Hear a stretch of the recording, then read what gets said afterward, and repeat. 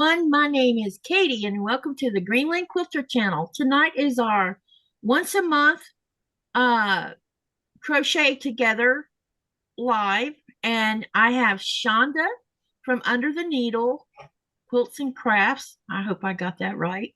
And then I have Amanda from Scraptastic Crocheter and Andi from Crafty Witch 232. And we are going to be having some fun today.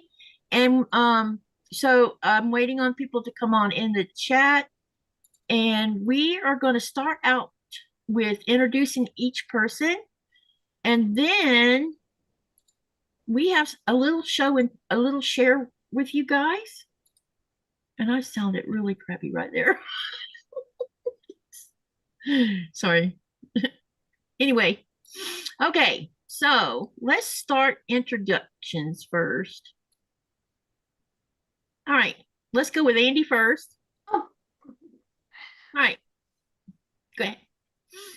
Hi, I'm Andi with Crafty Witch 232. I make a lot of amigurumi, but today, besides the little dog sweater, I'm making for Muffin. Muffin, come here, because it's freezing in here. Oh, here's Muffin. Little Muffin. It's cold in here, so I'm making her a little sweater. But I'm also working on Jason's blanket, which I've made progress on. Oh my goodness. Wow, it's gotten big. Great. Nice. I love that. I'm That adding, looks wonderful. yeah, the red in the middle, and then I have 2 more skeins of the red variegated to go around. So it's getting there. So that's what I'll be working on today. Okay, and I'll be coming back to you in a minute. All right, next person up is Amanda. Hello, hello, hello. I am Amanda, the Scraptastic Crocheter, and I have been pretty much gone for a bit. I haven't been streaming for, I don't even remember when. So this is kind of me kind of coming back, I guess. I do love to crochet, and I do love to hang out, and that's pretty much what I do when I have time, when life isn't lifing. Apparently that happens occasionally. So, but I love yarn. I like to talk about yarn, and I just love to crochet and hang out. So that's a little bit about me. Yep. And then I got Miss Chaunda here, my bestie. Hi. So I'm Chaunda. My channel is Under the Needle Quilts and Crafts, and I make a lot of quilts, but I won't be doing that today, of course. I will be talking about crochet today, and I mostly like to crochet like blankets, but I have been getting into wearables recently. So I am looking at, I've got a couple of cardigans on my radar, maybe a nice cocoon shrug, and I'm looking to make a custom piece for myself that suits my needs when I'm in the bed trying to crochet at night. But I've never made a project before, so it's going to be interesting to see how that goes. I won't be doing that today. Today, I will be doing something easy. I've got this scarf that I started working on just because I just wanted something simple. So I'll probably be working Nice on color. this. Wow. Or I've got this corner to corner wrap that I've been working on. And so I might work on this today. I'm not sure. But we'll see. I just want to keep it easy for today. Okay. All right. Now let's go say hello to everybody in the chat, and then we're going to do a little show and tell kind of thing. And then we'll all be crocheting. All right, so let's go over to the chat and say hello to those who have drifted in. The first person in here today was Rita. Welcome, welcome. And then behind her was just Jason Keto. Hi, Jason. And we have Janet here. Welcome, welcome. Renee is here. Jaja's here. Welcome, welcome. Hi, Pat. Hey, Pat, I love your blocks. They're beautiful. Um, the blocks I'm talking about are the ones that she's been doing with me from the 1000 block quilt makers book, and her blocks are beautiful. Let me see. Hi, Sherry. Welcome, welcome. Let me make sure I don't miss anyone. Everybody's saying hi to everybody. So what is everybody? So my first question of the day is, while we that you can answer in the chat is, what have you been working on today or the past few days? Let me know in the chat. Okay, so what I thought I would do, well, first off, I'm going to continue working on, here, I'm going to spotlight myself, or spotlight this part. Okay. Okay, so I'm going to continue working on this little mini Afghan I'm working on. And it's coming along. The colors are looking wonderful. It's supposed, I'm basically emulating Northern Lights with these colors. So I'm starting to switch back to green again. So this is what I've been working on. And the pattern is by Addict24, which is free. And I'll post in the comments section the name of the Afghan pattern. Okay. All right. So today we're going to talk a little bit about each one of us have 2 books we're going to share with you guys. Some of my books I've had a really long time, like this one here. This one is the complete book of crochet stitches, stitch designs. It's 500 classic and original patterns by Linda P. Schapper or Schapper. I'm not sure how to say her name. What I did notice inside of the book is this says the first paperback edition is 2011, but it was first published in 1985. It also looks as if this book was used for education because it says email academic@larkbooks.com for information about desk and examination copies. So they must use it for education purposes. So what I'm going to do is just kind of briefly finger through it. There's an introduction and it goes through basic stitches. Can everybody see that okay? Maybe I can. It looks good. Okay. Because I could always make it go closer. Maybe. Okay, yeah, you're right. It does look okay. And then, so basically the basic stitches such as how to do a slip knot, chain stitch, slip stitch, single crochet, half double crochet, double crochet. Now this is an American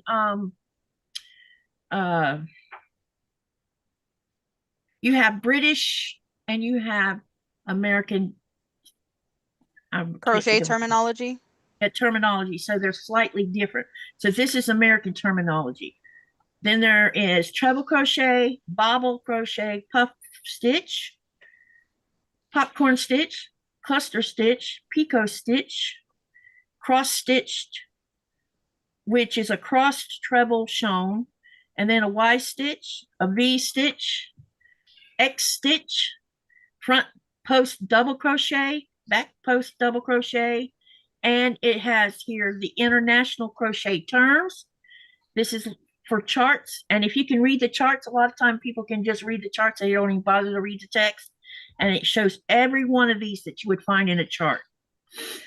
And then there's this pictorial index in this book that tells you what page they're on. There's several pages of this index. And then back here, I'll go like number 1 is single crochet. So it shows you you're practicing just how to do single crochet. It's kind of a good way to learn one of the things I'll say about this book is you can make swatches of each one of these skills, and you discover what your if you're a tight stitcher or if you're a loose stitcher or if you're in between. It's like making swatch pieces. I have a little tip when you do that, when you do swatches like that, to try and make your, just try out the different stitches and patterns. Use like a cotton yarn and don't do a too small one, and then you have washcloths so you can actually do something with them. Try and make them, into something usable. Yeah, that's actually an excellent idea, Amanda. And then it goes through single crochet and chains. I'm not going to go through every one of these in this book because there's a bunch of them. and it slowly progresses. As you go through the book, you get more advanced. And by the time you get to the other end of the book, you pretty much know most of the stitches. Now, I will say this, because this book is older, there's probably newer, in fact, I know there's newer stitches that's come out since all of this was done. So it won't have the most newest modern stitches, put it that way, because my mandala has modern stitches that are not in this book. Okay, and my second book I wanted to share with you is, this one was paperback, but you might be able to find this in hardback. At the time, I couldn't find it in hardback. I love hardback books because they last forever. Paper books tend to wear out. As you can see, you notice that my book I'm using for my sew along is already, the spine part is already broken, which I knew that was going to happen because it's not hardback. Okay, so this one's hardback, and this came with a cover on it and everything. I don't remember when I bought this, but I've at least had this maybe 10 years. So it's the Crochet, the complete step-by-step guide, essential techniques, more than 80 patterns. I don't see an author on it. And according to this, it cost around $40 USA. I don't know if I paid that for it or not. Okay. So there's a thing called DK on here, so it's by that. So we'll talk about. This is by London, it's DK, London, New York, Munich, Melbourne, and Delhi. There's a DK US, a DK India, and the first edition was made in 2014. And maybe I have the first edition because this is probably about the time frame I bought it. Okay, so this one covers tools and techniques, project patterns. There's a glossary, an index, and acknowledgments. And it gives you an introduction. The book is suitable for all crocheters beginning with no previous experience, as well as those with more advanced skills. If you've never held a crochet hook before, but want to learn, this book will take you through all the basic crochet stitches to enable you to make beautiful items, both small and large. And it says the next part is crochet know-how. It's even showing, what's the name of it again? Andi? Amigurumi. Yeah, because I can't remember the name of it half the time. They call Ami.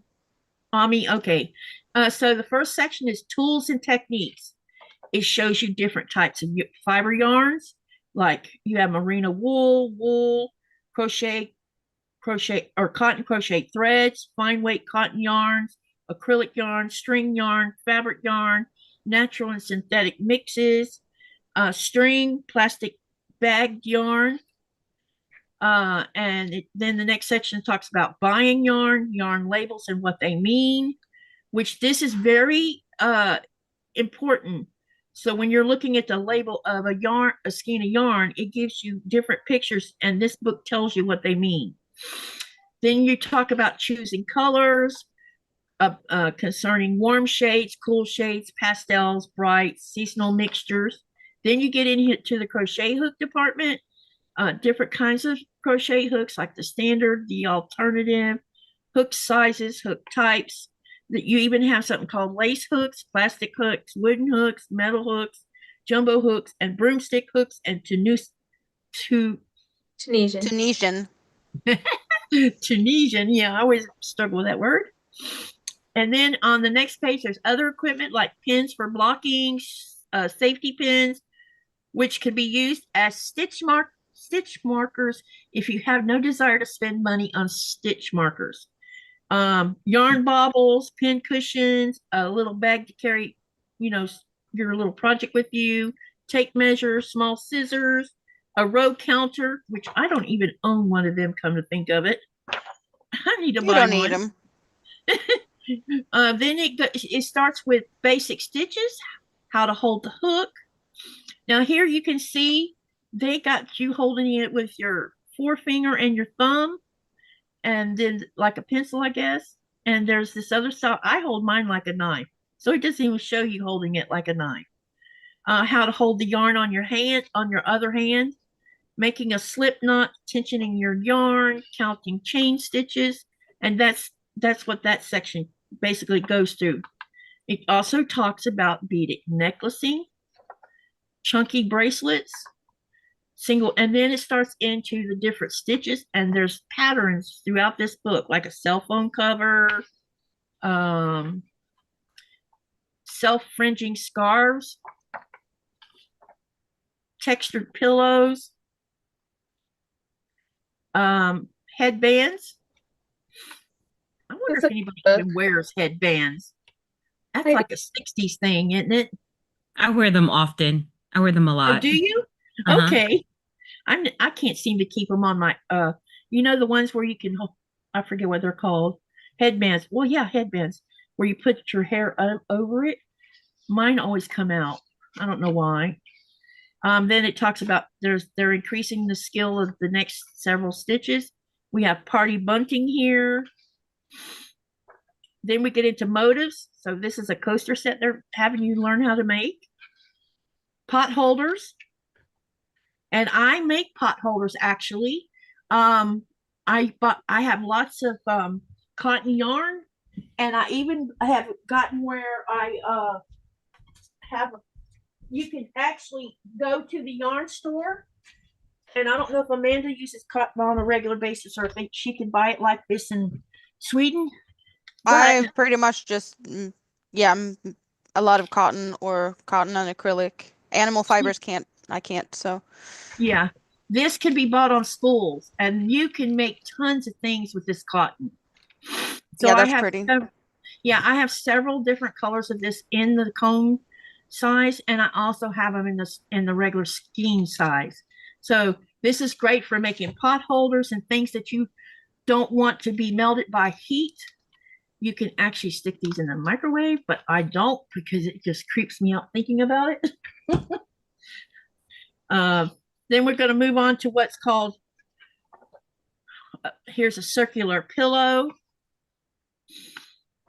And then there's blocking. It talks about blocking and seams. Here's something called a mattress stitch. Here's where you can make a child's sweater. Oh, that's pretty too. See that? Oh, yeah. That's a good looking sweater. And then how to make flower garland. And also one of the beauties of the crocheting is you can make flowers, and there's just so many things you can make. Wearables like this cardigan. I want to make that. That's gorgeous. This one is a laced, lightweight, 3/4 length cardigan in fine lace pattern. The main body of the garment is worked in one piece. Adjust the length to the size by simply increasing the rows, and it tells you everything you need to do to make it to your size. And then there's toys, right up Andi's and Amanda's alley. Yep. These are super cute. Oh, the ball. You have an elephant. Then you have this doll, rag doll.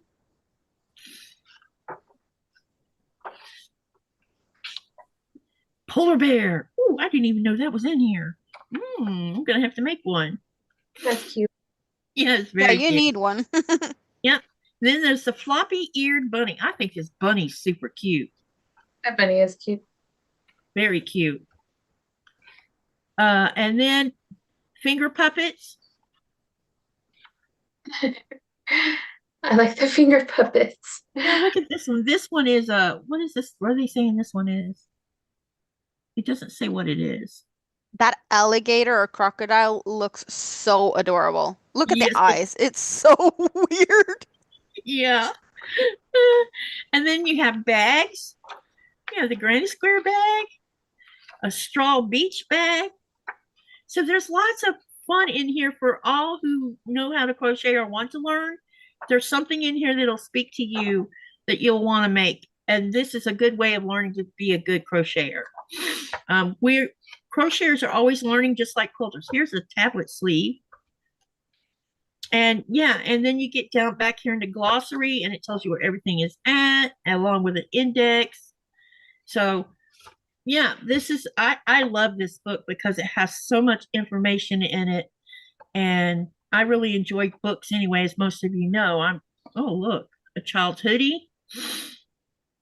I mean, there's a poncho,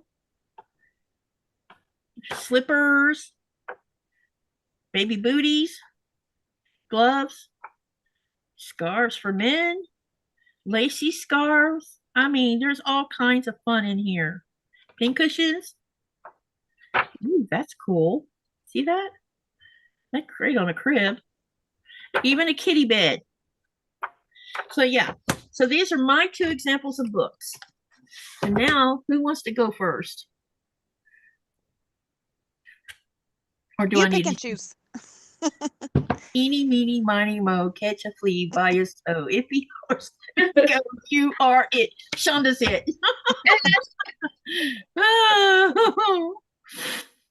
Okay, so I only have I only have like two crochet books. I have a lot of quilting books, not a lot of crochet books, but um I have these two here, right? So this one is about magic ring slippers and this one is ripples, right? I will probably never make anything in this book. I just really like looking at the quilts that are in it, but I'll probably never make any of them. And this is what they look like. I might make this star one, but that's the only one I'd probably make. But the book that I really like is this one because a lot of sock patterns involve sock yarn. And I've never made a pair of socks before. And so the idea of using that very thin yarn to make my first pair of socks is not appealing to me. So I wanted to make socks with thicker yarn. And this book, all the socks are made with 4 and 5 weight yarn, and that I like that. So I would like to make a couple of these in this book here. That's fun. Do you have cold feet? Um, I do have cold feet, and I don't like to be barefooted. So what are So you waiting for? Why haven't you started to make any? I just haven't because my stupid self started. I started my first pair of socks with sock yarn, and then Mm. got like rows and rows into it, and was like, I don't think I want my very first pair where I'm learning techniques to be with this yarn that I really like, and with this tiny, tiny, tiny yarn. And you So feel like it's taken forever?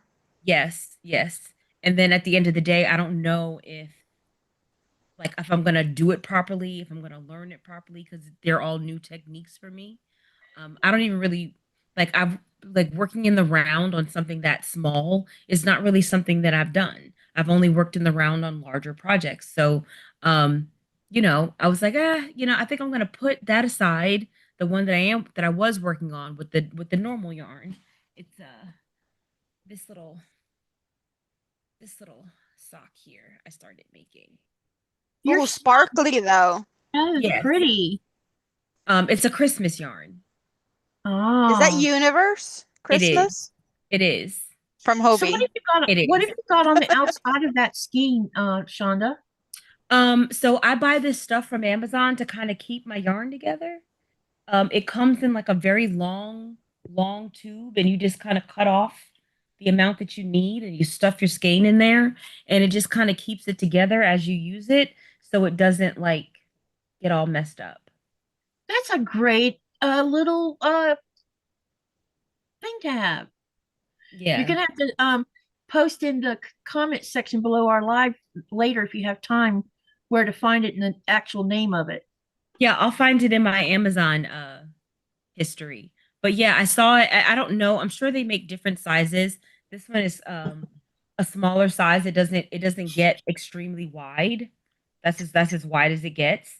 So I couldn't put something really large in here, but your average skein will fit in here.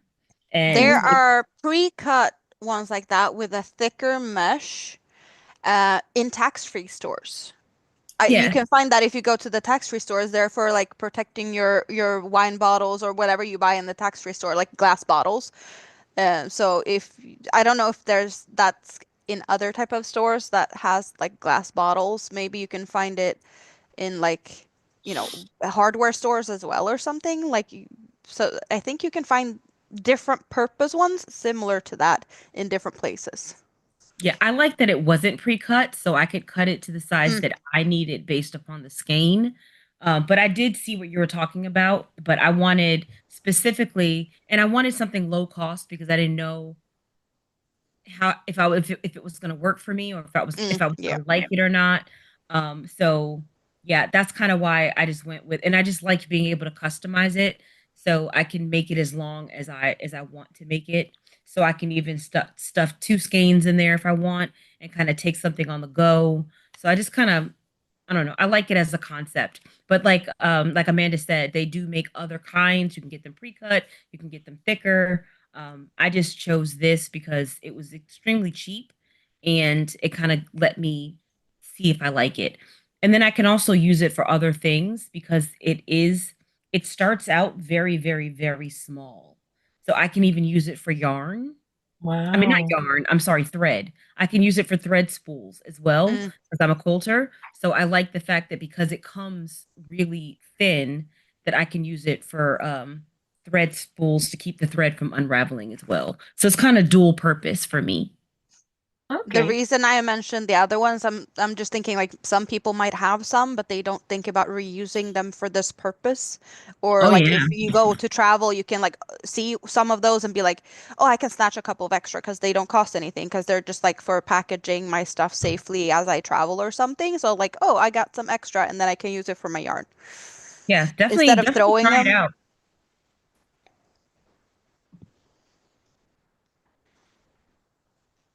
Did you have the other book to show, or did you show both of them at once? Oh, yeah, I showed this, but I didn't really go through it because I'm not planning to make Okay, anything gotcha. from it. So it seemed a bit disingenuous to go through it, knowing that I wasn't going to make anything that was in it. But Okay, okay. this, these are all the quilts that are in it. Oh, nice. There's a lot of nice ones. I just know that I won't make them. Okay. All right, let's go to let me interrupt for a minute and catch a couple things. I had asked a question.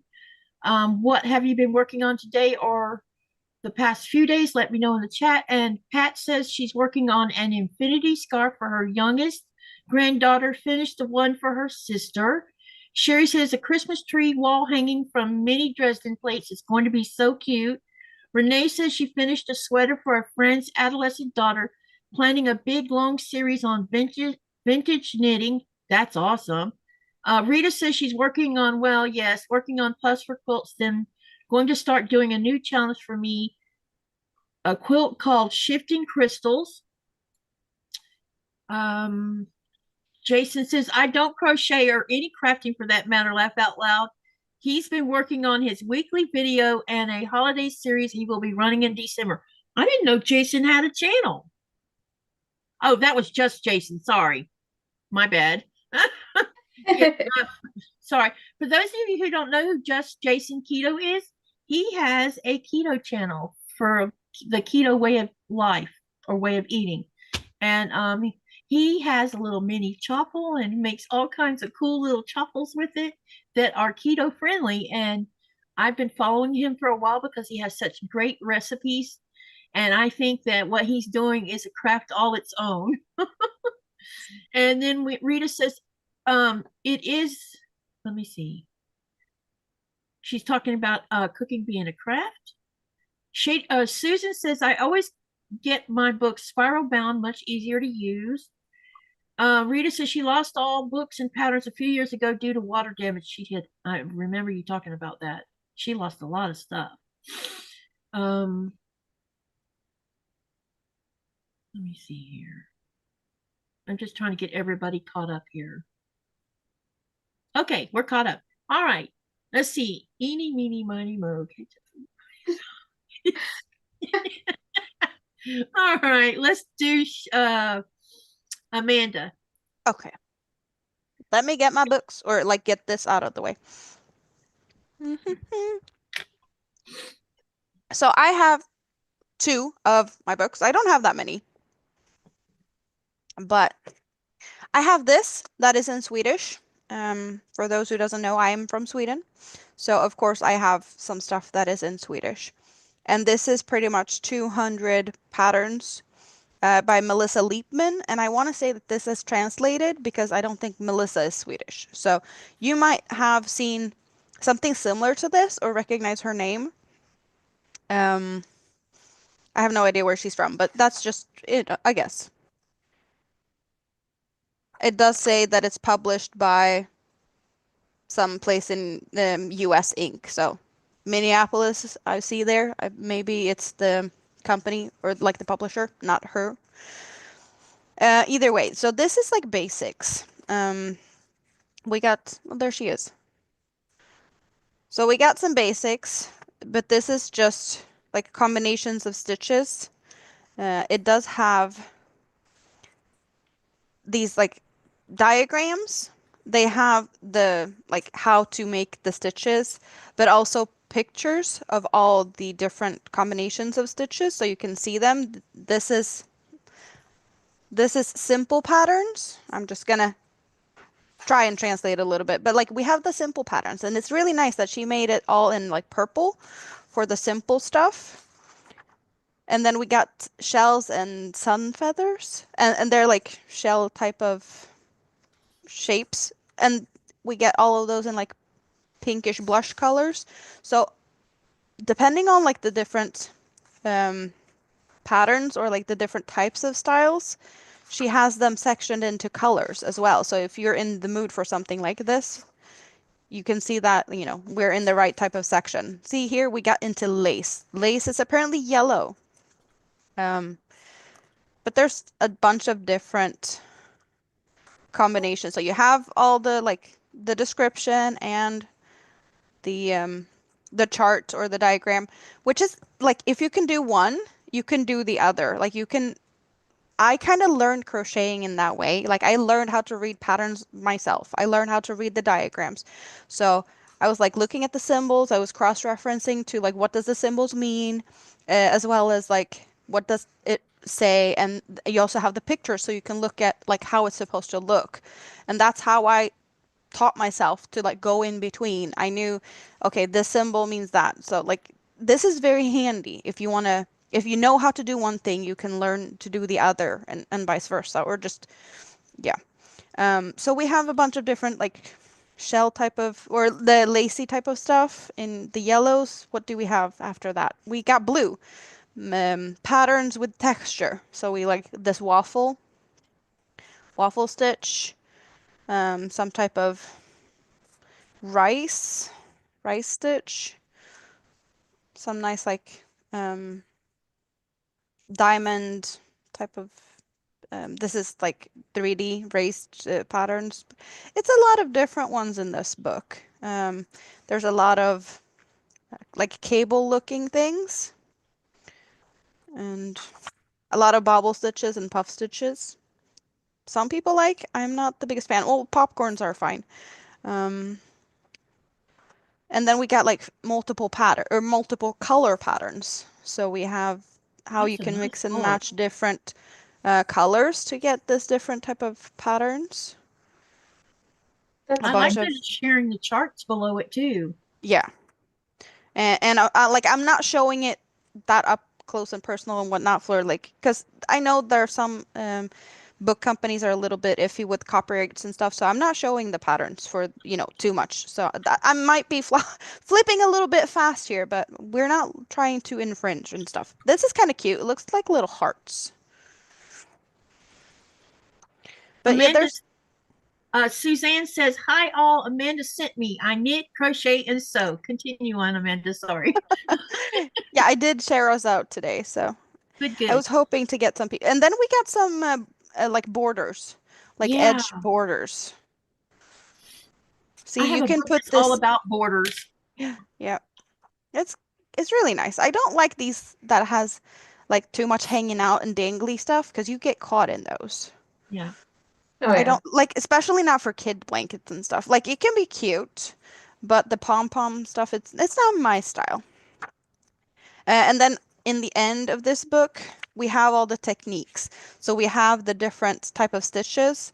So we got a slip stitch, just how to chain, just do like all the different basic stitches, double crochets, trebles, and like just all weird Swedish terminology.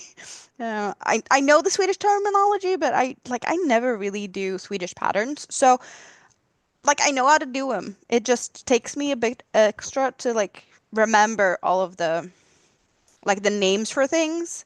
So Oh, in that question. case, this is very handy because I was like, what type of stitch is this? And then I can remind myself. So I have a question.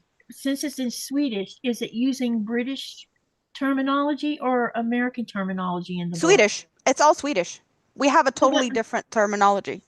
Oh, they do. Oh, Yes, What do that's we you have call it? totally, yeah. What do you And call a double Norwegian crochet? also have a different.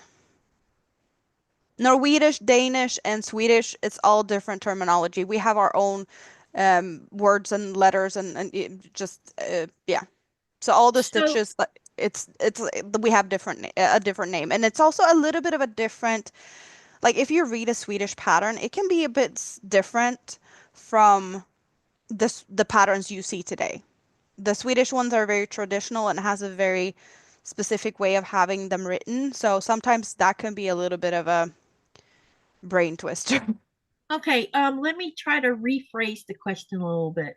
Hmm. So we know that if you use US terms versus British terms, a double crochet is actually a single crochet Hmm. thing. Is that the same terminology that yours is also different in that manner too?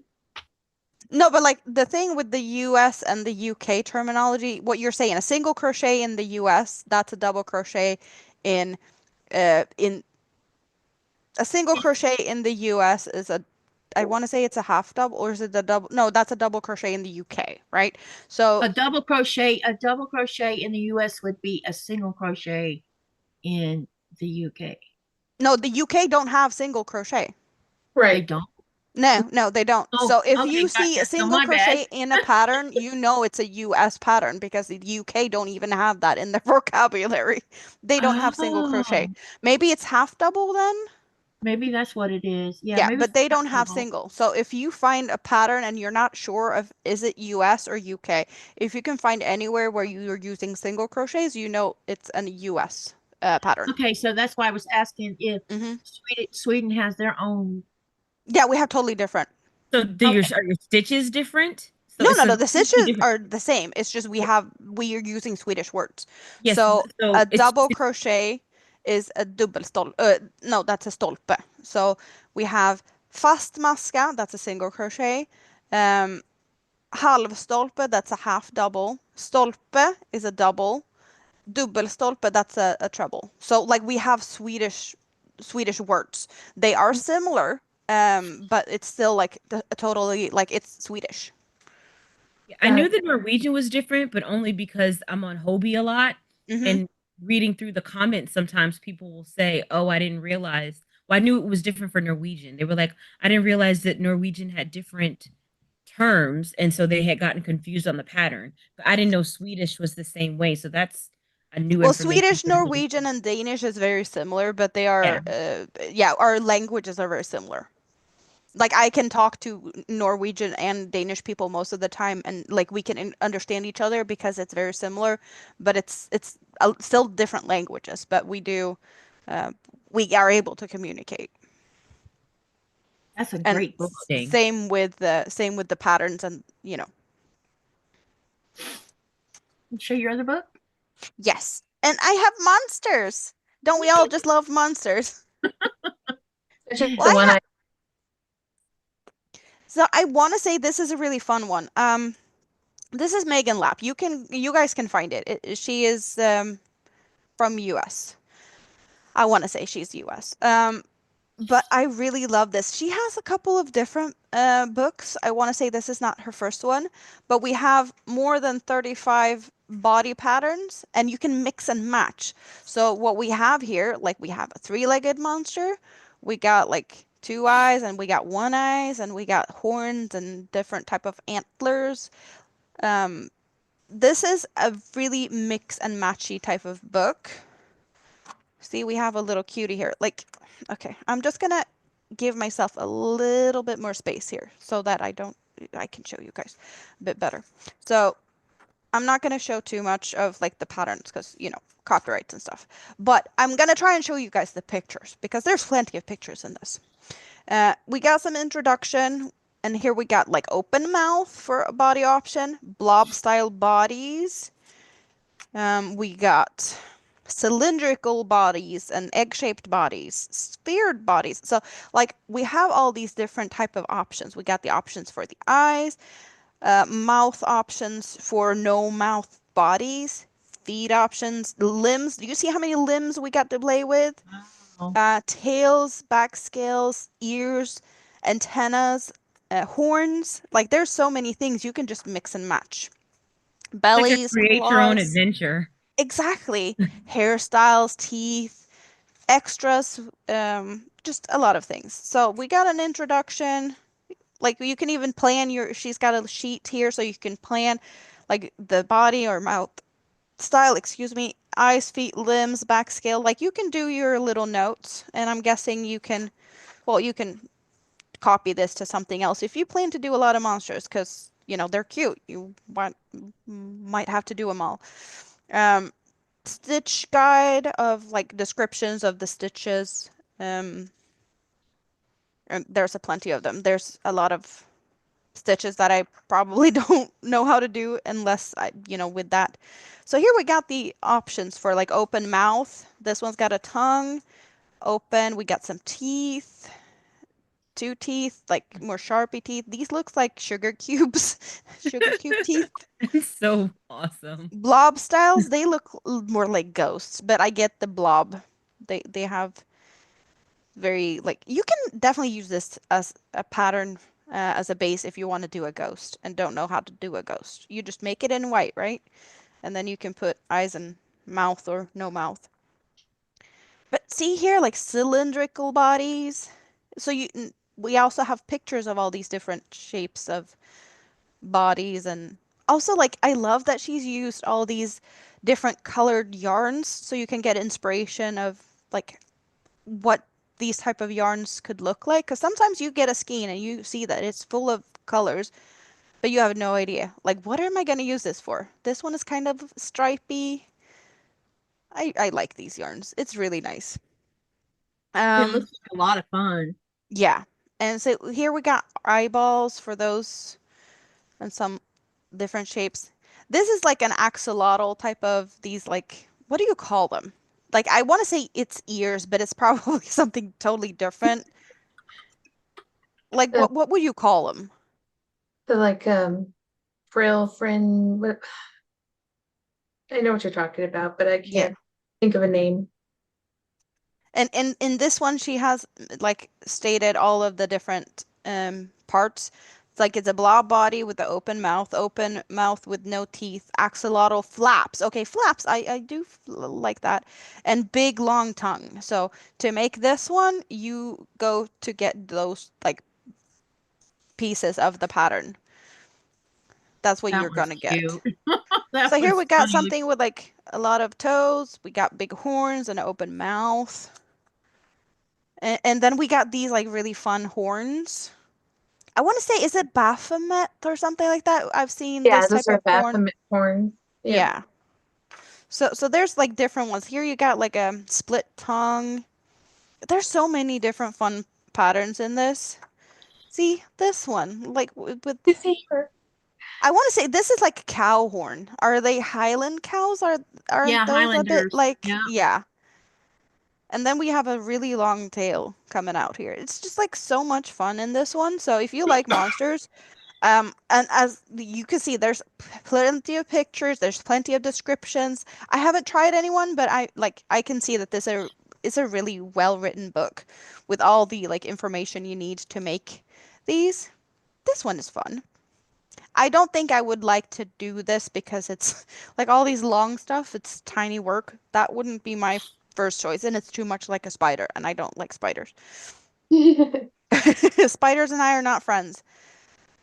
I don't know. Does this one look like it's yelling? Like it's shouting something. Yeah. It's trying to tell us.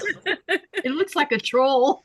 But it's got cute ears. So Either that or it's it's a like really nice job. shocked. It's like looking at something like in amazement, like, oh my Hmm. God, what did I just see?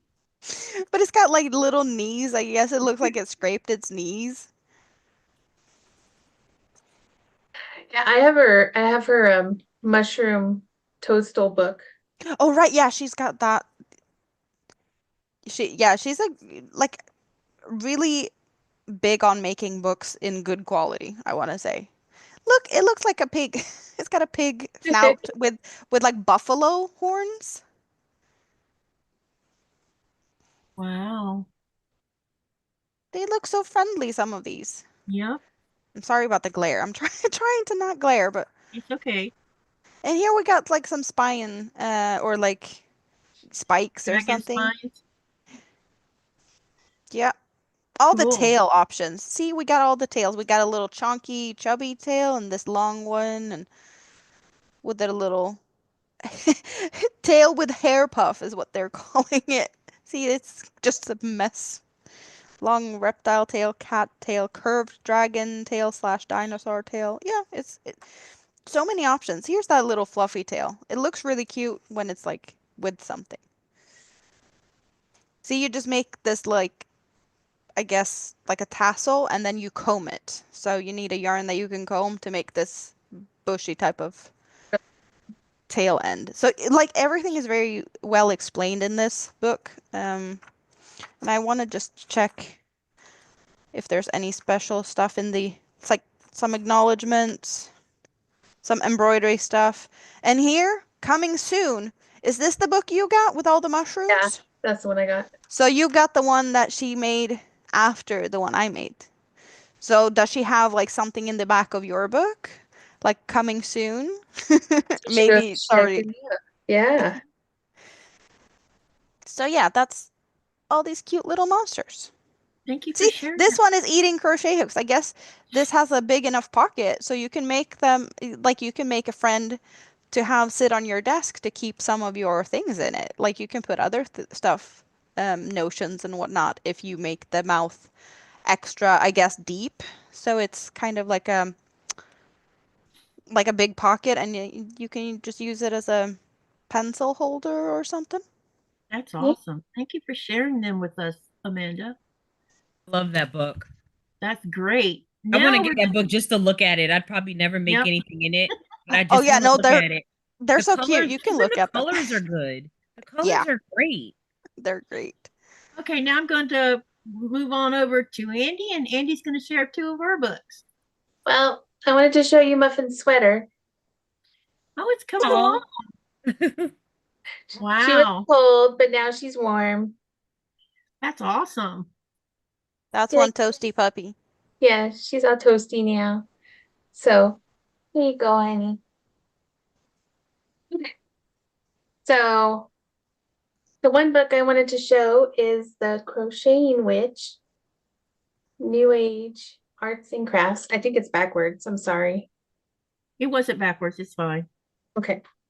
So this one is just fun little bits and balls that you can make to hold like your crystals and stuff.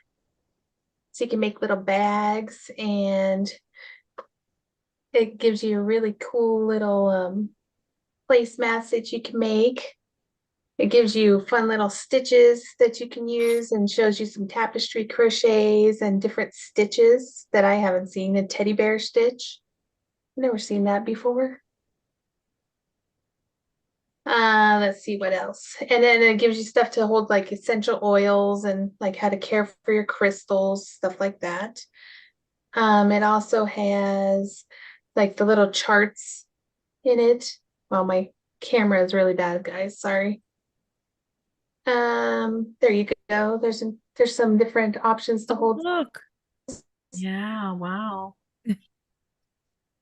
And then here's some more little bags. I just thought this was a fun book for sure, as me being a very crafty witch myself. And then they also have like very cool like little tapestry style crochets in here with like little runic stuff. Oh, wow. Yeah, very detailed um runes and stuff in here. Do you know the meaning of most of the runes? I know some of them, but I don't follow a lot of the rooms. My brother does. He knows quite a bit about them. But then you can make your own little bags. Those little bags for crystals, you can also use them as like dice bags if you're into like role plays, and you can put a lot of different things in small bags. Oh yeah, exactly. Well, then you can make your own wine holders and you know, witch hats, which I like this hat is a cute hat. Oh, I like that. Oh, Yes. And you guys see, but this was just a cute little book. That was it for that. But yeah, you can make lots of little bags. Other one, I couldn't decide which one to show, but I am going to show Jenna's book, the little no so mini amigurumis. You can see all the little amigurumis you can make. They're all no so. Have you made a lot of them? Yes. You know, I love to make them. Um, so she is crocheted by Gemma. Gemma. She is on YouTube. I love watching her stuff. She is awesome. It gives you lots of techniques and stuff. And these are just quick little, usually they take between 30 minutes and an hour to make them. And she goes through all the techniques for like adding like little accents to your eyes and stuff like that. Most of it's done with plush yarn, obviously. Um, but I mean, you got like the cute little bears. How big are they? They're about hand Roughly. size. Okay. Some of them are a little bit more than like the surface of your hand. So, I would say probably about no more than 5 inches. Okay. So they Yeah, are so really mini. yeah, so they're not bad at all. Look at the giraffe. He's my favorite. I haven't made him yet though. I still need to make him. Um, but you got like a little panda. Oh, I love the panda. oh, Yes. the panda's cute. Yeah, look at the raccoon. Oh, that's Yeah, even cuter than the panda. yeah. A little platypus. Aw, They're just so adorable and fun. Let's see what else we got. Yeah, like got your water guys oh, I love those. They're so cute. are.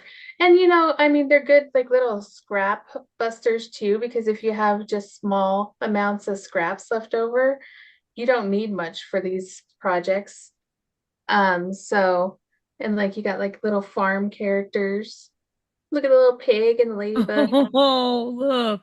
Look at the caterpillar. Look at the ladybug. Yep. And then where was the other one? There's another really cute one that was one of my favorites. Oh, here it is. So I made a lot of these ones too because yeah, I love yarn snacks. Look at is that a Like, wedding cake? yeah, or it's like a birthday cake, yeah. And then I made the chili pepper and the ice cream cone, and then I like the chicken and yeah, the little macaroon. So I mean, there's just really fun ones, but yeah, I'll show you a picture of her. She's awesome. This is Gemma. She makes some awesome patterns. So yeah, so this one's fun.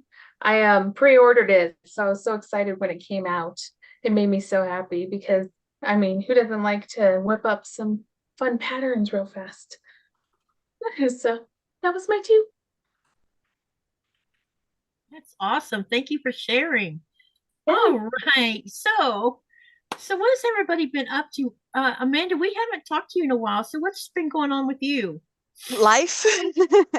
It's just a lot. It's just been a lot of things and just stress. And I don't even remember when I was live streaming last time. I don't think I've done a live stream on my own channel for over a month. So I have been missing everywhere. It's just so many things has happened. I don't even remember like when was the last time I talked to you guys. What do I have to recap? But I haven't crocheted a lot. I think that's also a part of what has been going on. Like I haven't crocheted as much, so I haven't, I guess, having a lack of crojo is like, what am I going to talk about? Like, if I'm not even in the mood to crochet, like, what am I going to do? So let's talk about that a little bit. We talk about lack of sojo quite often, and I also have a once a month mental health thing that I do live. And we talk a lot about when we lose our sojo or we just lose the ability to want to do anything. What can crocheters do or knitters do or any fiber arts do when they lose their mojo? I suggest doing small things. You mentioned scraps, Mhm. Amanda.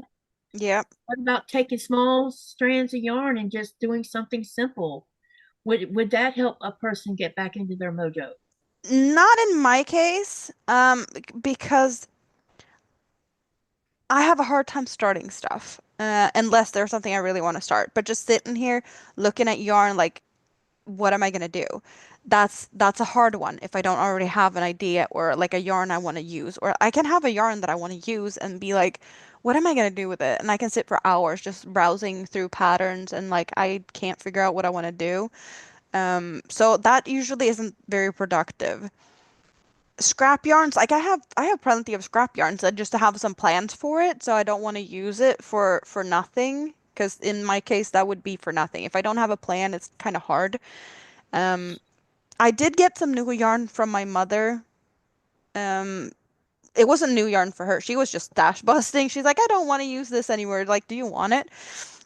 So, getting my hands on some new yarn. I can't say I got inspired, but it gave me something a little bit of an extra, like some new yarn, some new ideas. I can actually show you what I did. And I don't even know why I started. I don't even like it turned into this shawl. It was Nice. just this very like kind of variated or something, it was kind of stripy, I guess, blue gray yarn. Um and I found, I don't even know, like I just stumbled across a shawl that I guess it looked interesting enough and simple enough to do something, so I just started it. And I had 5 skeins. I used everything. I don't have anything left of this. I really maximize it, but I did this and I was like, I don't want to do a too long of a shawl or like the scarf because 5 skeins is gonna be very long. So I ended up making a matching hat for it. So we got a hat with some fun design, we got some puff stitches and we got this like little shelly type of thing and some um, kind of cable, I guess you can call it. It looks So I good. I started with this one, um, and I want to say like I started it because it looked interesting at the top. Like I saw Yeah. a picture pretty much of this. I didn't even pay attention to what the rest of it looked like. I was like, this looks interesting enough for me to play around with it because I don't want to have it too simple. Like I like a challenge. I haven't even talked about what I'm working on today, but like I like challenges and something happening, which yeah, this sparked joy in a sense when I saw it.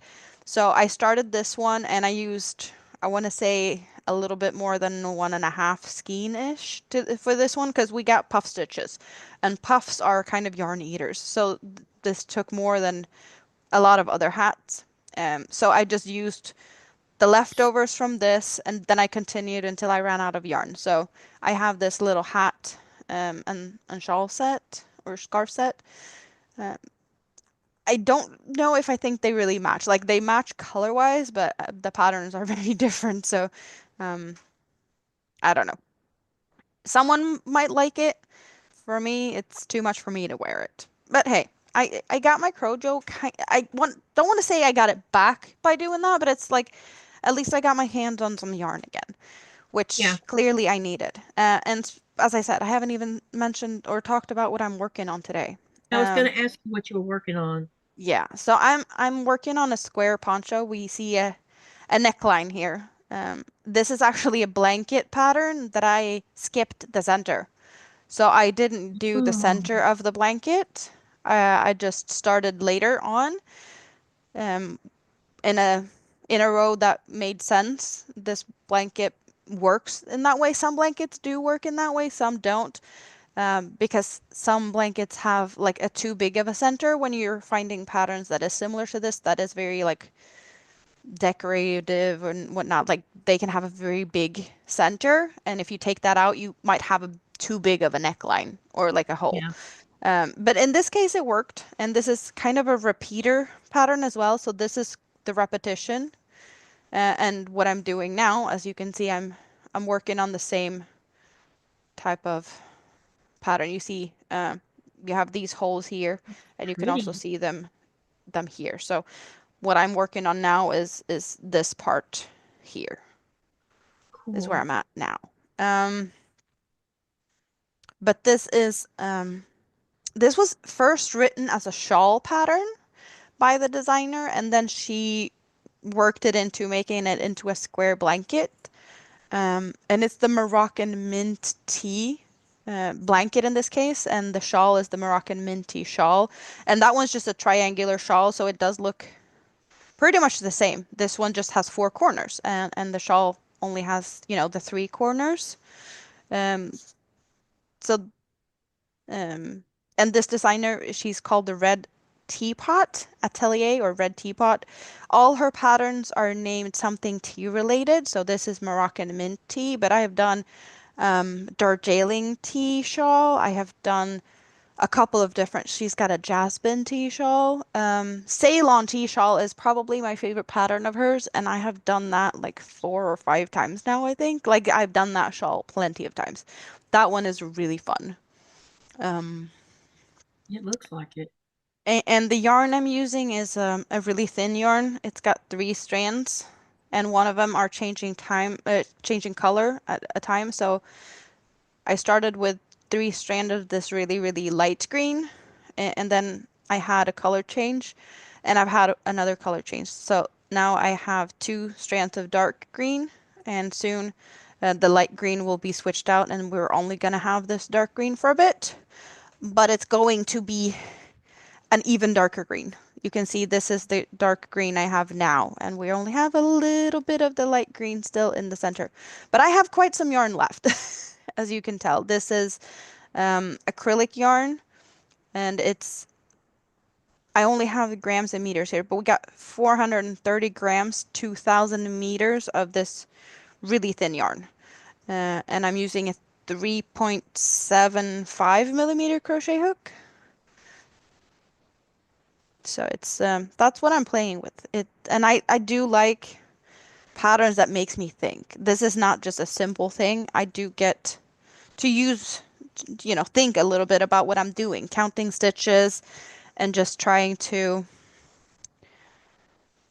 like it's repetitive because it's a repetition, but it's so much going on, so it does something for me, and I know that's not for everyone. Some people just need something really plain and basic when they lose their Crojo and just like make a washcloth or something. And to me, that's the most boring thing.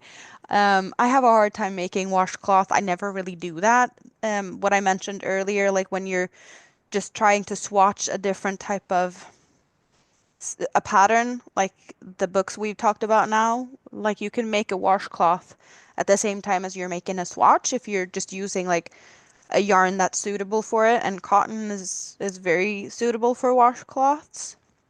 So then you at least have a swatch that you can do something with. You're learning a technique, and then you have a somewhat usable object as well when you're done. So that could be a good thing to if you don't like to have just squares laying around.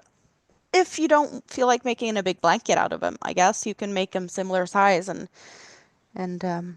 put them together. Oh, you get to change color now? Yep, I'm That's a about to really good change idea, color. Amanda. I went through like a washcloth thing for a minute where I was making a bunch.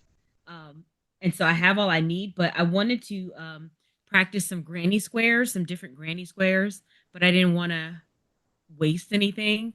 So I thought Mm-hmm. about maybe getting a small pack of cotton yarn and doing them with cotton instead of the acrylic I already have, and doing them in cotton so that at least I can use them for something. Yeah. It's a really good Yep, I'm suggestion. about to switch the color. Um, let me see here. Renee, Renee says, I lost my content creator mojo. I let some people really rattle me, and I spent a few months figuring out what I wanted to do. I'm excited again. Yeah, that's the thing about being a channel creator. At some point, you have to just do you and don't worry about the naysayers out there. I mean, I haven't run into that many of them.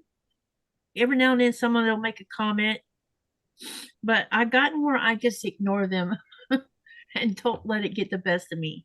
Wouldn't you agree with that, Chaunda and Amanda? Absolutely. I kind of can't really say anything about that because, like, I haven't had any issues. Like, I don't have that many interactions. I don't have that many people commenting on my, like, people come and hang out in my live streams, but I rarely have comments on my content when it's uploaded. So I don't get that negative stuff. Like, I guess I've I've been only had it fortunate. happen maybe twice, and that's been it. And it Like, was I've had trolls in my chat, but nothing like being really mean or anything. the comment was made by two people who commented on one of my videos that they thought my voice was annoying. Mm. That it was I've too gotten high, that a couple times. it was high pitched and it sounded like I whine all the time. Yeah, I don't even get stuff like that. I don't people don't say stuff. And it's like I don't get feedback. Like if I don't get feedback, how am I gonna get any like improvement in any way? Like constructive feedback is good. I do No, that's appreciate not. that. I've gotten a No, few comments, oh, yeah, because I can't do nothing about my voice short of spending about $500 for a really cool, mic, Mm, expensive mic. I am who I am. yeah, exactly. yeah, to say something about somebody's voice is just egregious. It is. It's rude. It's almost like saying, "Hey, I don't like the way your face looks." It's like there's all of YouTube. If you don't like the way somebody looks, if you don't like the way somebody sounds, if you don't like someone's teaching style, because I'll see people comment on other posts, and I'm like, they will, and they'll be complaining about, oh, I wish you did it that way, or I wish you did it that way, and it's like, first of all, this is free, right? Yep. It's free. And if you don't like the free, there is a paid version if you want to pay for it. But other than that, I'm gonna need you to just accept what's free. And if it doesn't work for you, then go to another channel, find another teacher. Yep. The first time I saw it, I just kind of ignored it. But when it happened again, I'm like, what the heck? Just ignore it all the time, Katie. And it it bugged me. And then I think I talked to Sean about it, and Sean says, you know what? You just have to some people just can't be nice. It's just what he said. And just go on about it. So now if they, and that's been the only time I've really had a run in like that. So now I'm just like, I don't care what they're going to say. As long as what I don't want to see happening is people being mean to my followers. That will get me all upset. I've never seen that, but there was a couple of times when someone made a nasty comment about me. Not really nasty, but maybe they had something negative to say. And before I never said anything because the other people in the comments will say something. And Yep, they will. Definitely. uh Andi disappeared because her internet kapooped on her. She's back though, looks like, but you got something going on your screen. Do I? Yeah, some horizontal lines. I don't know what that is.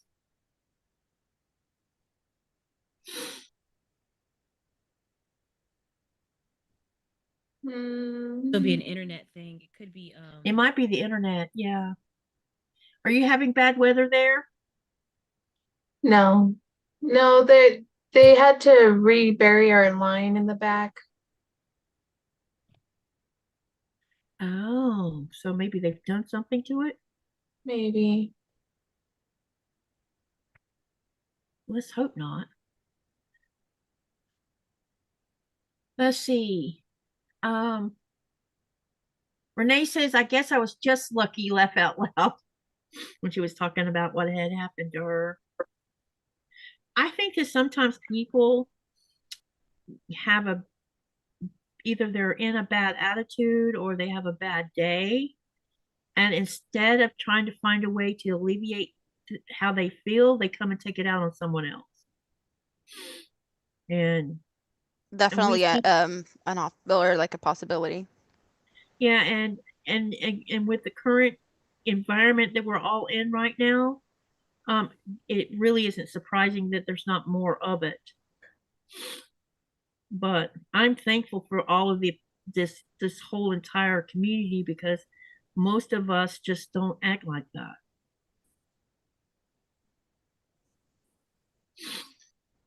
I'm waiting for Rita to come up with a snapback on that.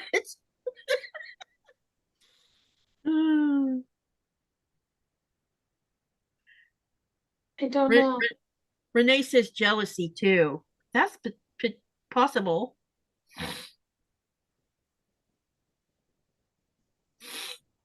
Oh, it's fine now, Andi, whatever it was.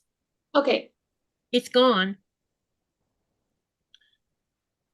How's the weather in Sweden right now, Amanda? Kind of gray, rainy. All the leaves are on the ground. It's just gray and moody and yeah. I Has don't it been like it.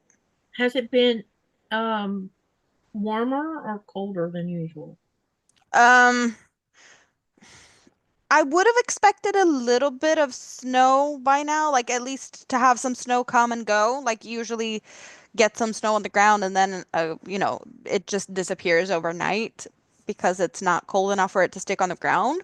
And I haven't seen any snow yet, but they're talking about snow coming like the next few days. But like we're in like almost mid-November and there's usually like, a little bit of snow coming and going, I guess from October, I would expect something, or at least, a little bit, but nothing so far. We have no snow on the ground right now, and the lake still hasn't frozen. Now today's the first day I've seen it sitting right at freezing. Yeah, we're All not of even down to those temperatures yet. Yeah, all of the last however many weeks we've been hovering around 47 degrees Fahrenheit, which I would have to go see what that is in Celsius. Yeah, we're not closer to freezing yet, but they're talking about snow soon, so. Well, I thought we were going to get snow last night because the weather said we were going to, but it rained instead. But the United States is frosty right now. Yeah, we haven't got any snow yet in Colorado. And we usually have snow by now too. Florida, it was Lake City where I come from. They were going to have 22 degrees this morning. Too in Florida. That's normal for North Florida though. It's just a little early. Usually it waits until January to get that cold. Yeah, that's what I'm talking about. It's only November because North Florida should be warmer than I am. Yeah, and it's not. And we didn't get that cold. Yeah. I think Florida's our overnight low was like 42 or 38, something like that. mm-hmm. So for it to be colder in Florida than it is in North Carolina, just kind of North baffles. Florida. North Florida is an interesting place because it can be colder than people north of them. It's the weirdest thing to see. And Is it I've like seen a lake thing? Is it like I a don't lake effect know. thing or an ocean? Like what? It could be because there's oceans on both sides of the state. I don't know. I'm It's wondering if just that's what it is. it happens quite often. In 1989, 3 days before Christmas, we got because I was pregnant with my youngest daughter. Um, it snowed 3 days before Christmas, and it was so cold there that the snow and the ice that was on the roads stayed until after Christmas. And people didn't know how to drive on ice on roads. But I have pictures in my store, and I'm gonna next when I get to the States, if and when, I'm gonna bring back all my pictures and I'll show you the snow that was on the ground because it was crazy. And I remember also that there was a a full lunar eclipse that year too. That's crazy. Yep. And if I'm not careful, I'm going to put a stitch in here that doesn't belong in here.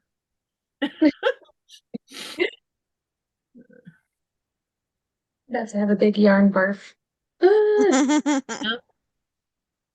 Renee says it's 80 to 85 degrees in California. Let me see what my bot says my weather is right now.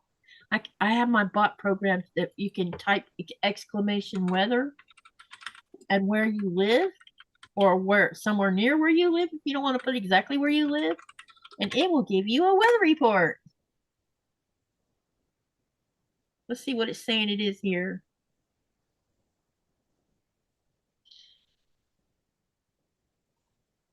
Wakey, wakey, bot. Ah, the bot's not moving. Really? Oh, here we go. Here it says the wind is blowing from the east-northeast at 7 miles an hour, 11 kilometers an hour, and the current humidity, wow, 79%. Yeah, it's been raining, but it's 35 degrees, 2 degrees Celsius. So That's cold. The temperature's gone back up then, because my laptop says it's 31. Colorado Springs is 65 degrees Fahrenheit, 18 degrees Celsius, and the wind is blowing from the north at 5 miles an hour, 8 kilometers an hour, and the current humidity is 15%. Then Suzanne says New Jersey. New Jersey is 40 degrees Fahrenheit, 4 degrees Celsius. The wind is blowing from the west at 15 miles an hour, 24 kilometers an hour, and the current humidity is 51%. And Amanda's, and I don't know how to say that name. And shopping. Okay, there we go. Hers is 41 degrees Fahrenheit, 5 degrees Celsius. The wind is blowing from the south-southwest at 6 miles an hour, 10 kilometers an hour. And the current humidity, wow, 100%? Clearly, Gosh, it's raining. wow. You must be swimming right now. Yep. And let me see, for Bear, Delaware, it is 40 degrees Fahrenheit, 4 degrees Celsius, and the wind is blowing from the west at 15 miles an hour, 24 kilometers an hour. And the current humidity is 44%. Looks to me like Amanda has the highest humidity right now. Yeah, but I don't have the coldest temperature or the Nope. warmest. Does someone has a good weather to hang out on a porch? I see Colorado Springs. I would hang out on a porch there. Where Yep. should I be going? Like who should I get? Like where do I need to go visit to get some nice weather? I have a porch. I want to hang out on a porch and get some sun. Is that too much to ask? Since Chaunda's near Raleigh, I'm gonna stick Raleigh in here. My weather's pretty much identical to Raleigh anyway. It's what? My weather's pretty much identical to Raleigh. Now let's see what the bot says about Raleigh. I can reach the tip of Raleigh in like 10 minutes. Current conditions are clear with a temperature of 41 degrees Fahrenheit, 5 degrees Celsius. The wind is blowing from the southwest at 7 miles an hour, 11 kilometers an hour, and the current humidity is 35%. There's a lot of us that has about the similar type of temperatures. Yeah. But it's going to be like in the 70s this weekend. Now I'm going to go over and visit Lake City because I mentioned it. That's one of the things I like about North Carolina is that we'll get this cold stretch, but then we'll get a reprieve and we'll get a couple of days where we have like highs in the 70s. Like a lot of times, like our low and our high will be like 30 degrees apart. Oh, the temperature's up in Lake City right now. But it's 3 hours behind me, so right now it's 8:09. So at 6 o'clock, it is 50 degrees Fahrenheit, 10 degrees Celsius. The wind is blowing from the south-southwest. That's why it's warmer at 0 miles an hour. And the current humidity is 28%. And that's for Lake City, Florida.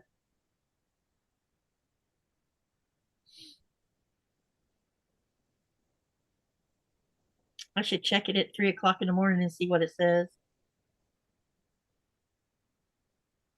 But last night it definitely got cold.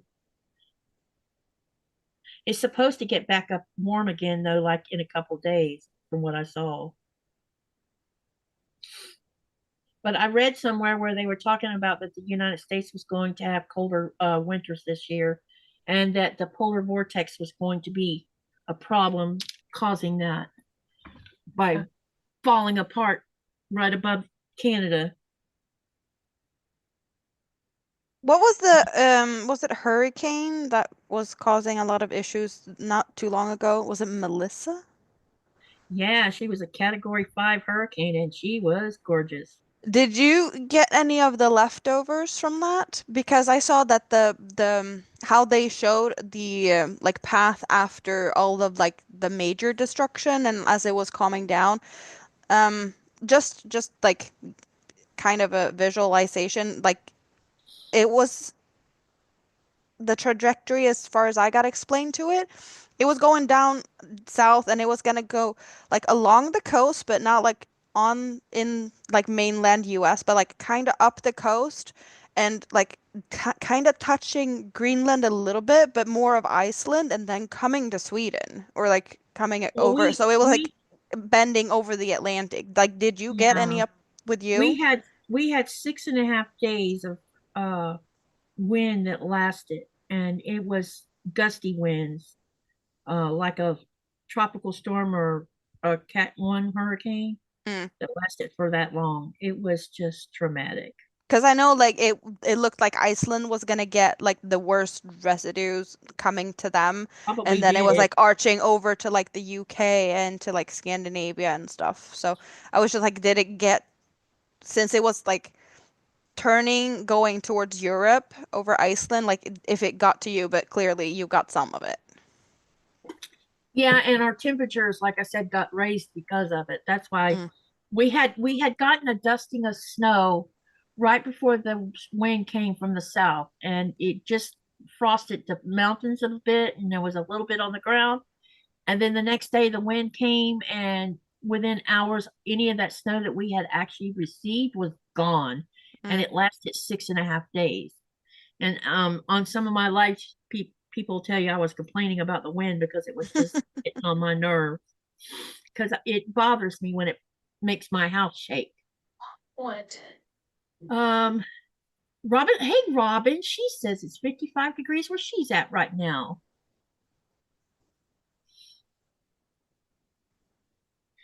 All right, I have a question of the day, and I know some of you don't celebrate and some do. What have y'all got planned for Thanksgiving Day? That's my most favorite of the year US holiday, which I miss doing with the kids. So what's y'all's plans? Share it in the channel. And if you're not going to do Thanksgiving, what are you going to do on that day? And I know that Amanda, us over here on this side of the pond don't celebrate Thanksgiving. Yeah, This is no, an we don't even like I don't even know what it's really about because that's not It's an something here. American holiday. It's like Like it's we've stolen definitely Halloween. American. You know, we stolen Halloween. We like Halloween. We like spooky stuff, and we like candy. So yes, we dress up for Halloween, and it's started to become a thing here. But like your other holidays, we don't know anything about. There would be no reason for you to. It's like Yeah. there'd be absolutely no reason for you to know about it. It's uniquely American. So Yeah. Canada and the US are the only two that have Thanksgiving holidays. Yeah. And Canada has theirs in October. It's like, but we don't even have anything similar. You know, like I don't. Yeah, we don't have anything. It has to do with uh because well, let's see, you guys didn't settle there, how do we right? It was kind explain of this there. holiday exactly? Because it's supposed to have been about the pilgrims who came to the New World and sat down and ate a bounty with the Native Americans, and it's something to do with that, or it has to do with that. And it became a national holiday.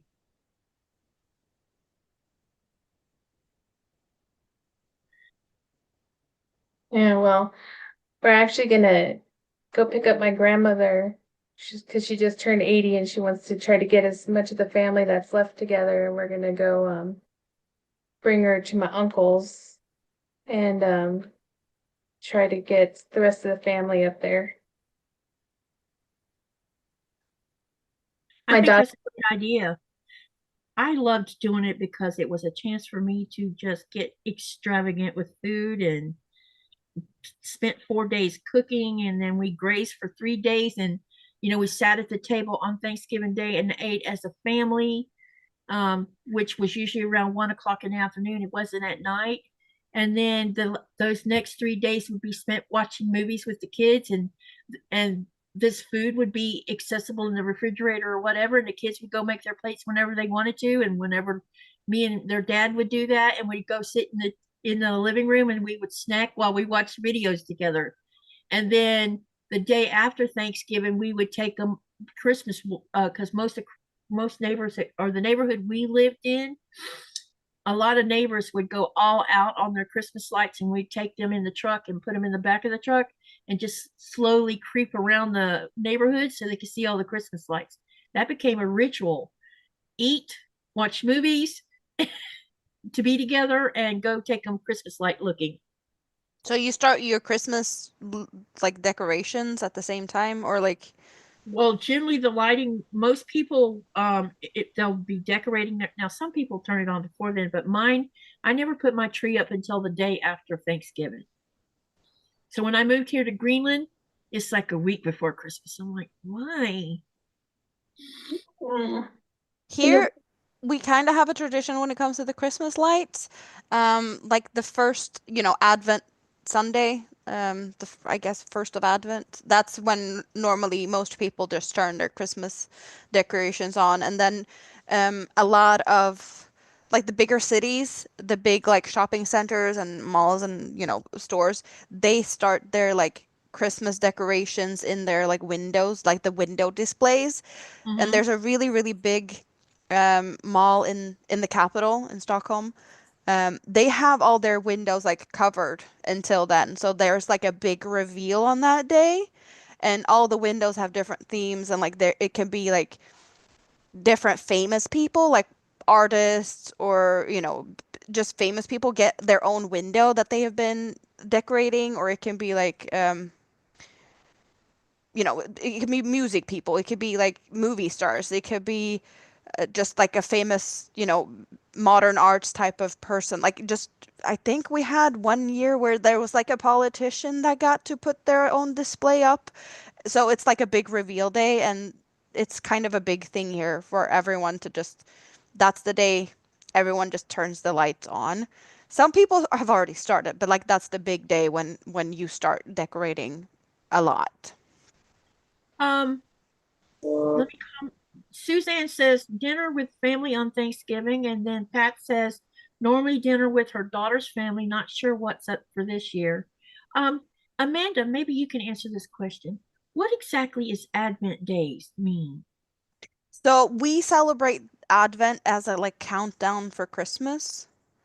So every like there's four Sundays before Christmas. That's when we celebrate. So it's could be like the 4 Sundays of this like before, like if Christmas is, it could be on a Sunday. So it's that could be like the fourth day. But like we're all, it's, I don't know exactly where it comes from, but Yeah, it I was going to has, ask you if it was a religious thing I or think it that's was where it something started. pre. Okay. Because, Sunday church, you know, special counting down for Christmas type of thing.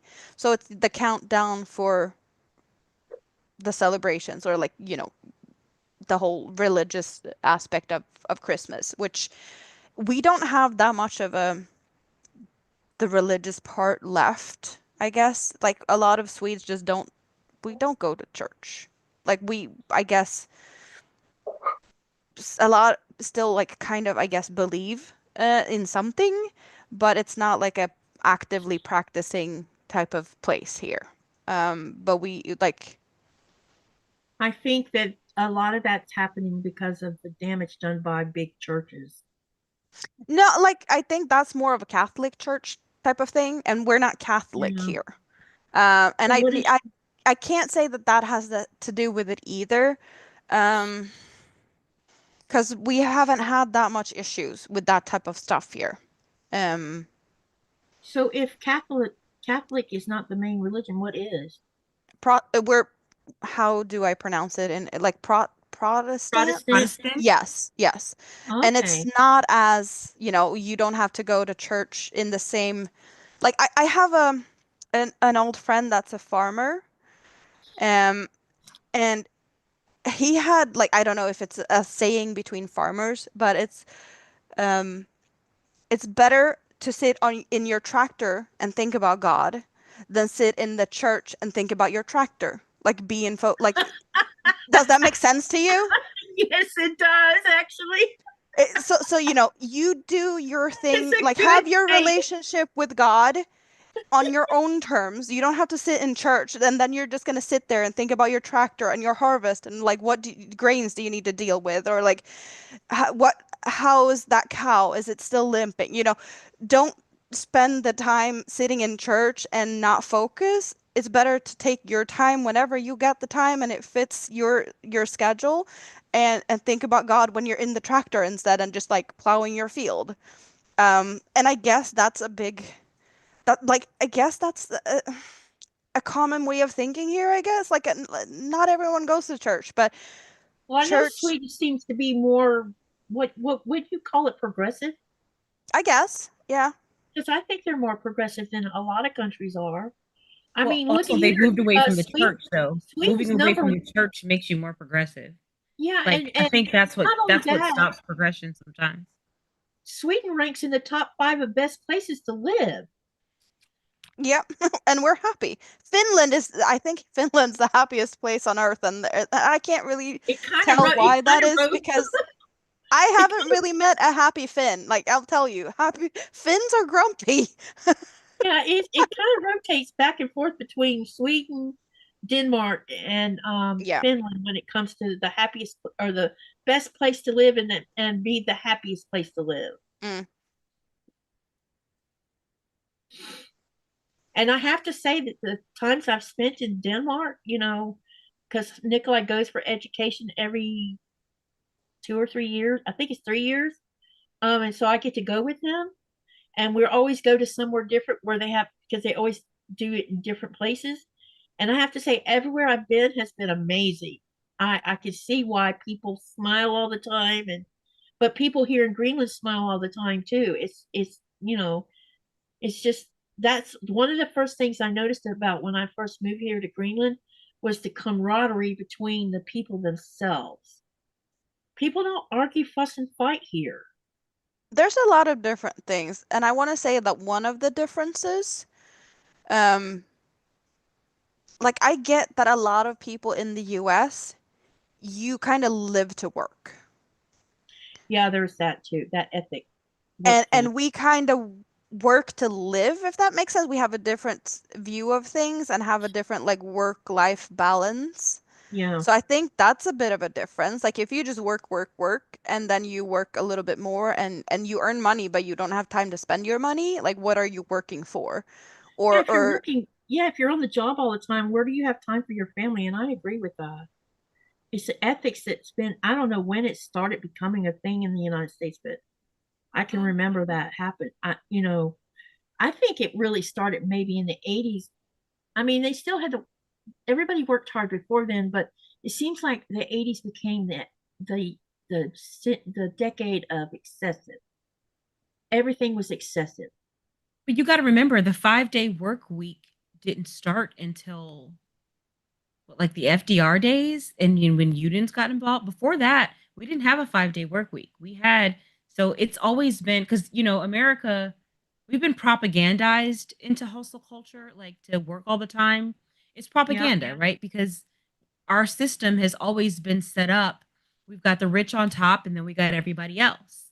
And Mm-hmm. so, in my perspective, back in those early 1900s, the rich wanted to extract as much, because we got rid of slavery. Slavery was a free labor force in the South. And so once we didn't have that free labor source, then you needed to pay for labor.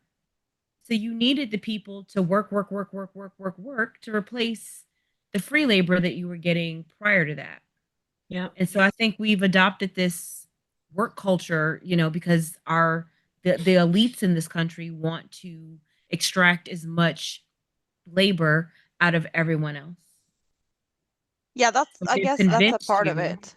they've convinced you that you can't have balance, that you have to, in order to be successful, in order to achieve anything, that you have to just work, work, work, work, work, work, work, work, work. And there really is no other way. Or you're just a deadbeat if you're not. Yeah, I mean, you hear that all the time, even now. You cannot, this can turn into a very heated discussion, possibly. But the thing about helping those who need help is you hear so much propaganda about they don't work, they don't do this. My son is a good example of being on the social stuff. He gets $12 an hour and he works his arse off, and he still doesn't make a living wage, and that is a problem. Like in the US, it feels like socialism is a bad word.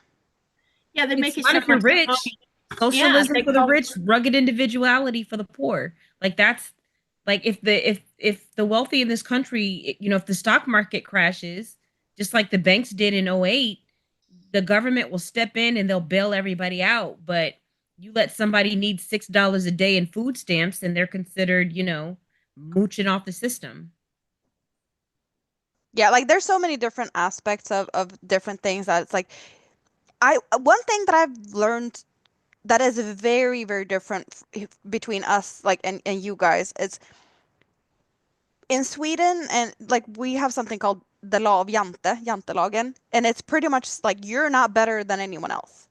And exactly. here it's kind of taboo to brag about your stuff, like how much you make, what you do for a living, like how much you earn, how big your car is. Like that's taboo. We don't talk about that because that's like you don't brag about how much your work, like how much you earn.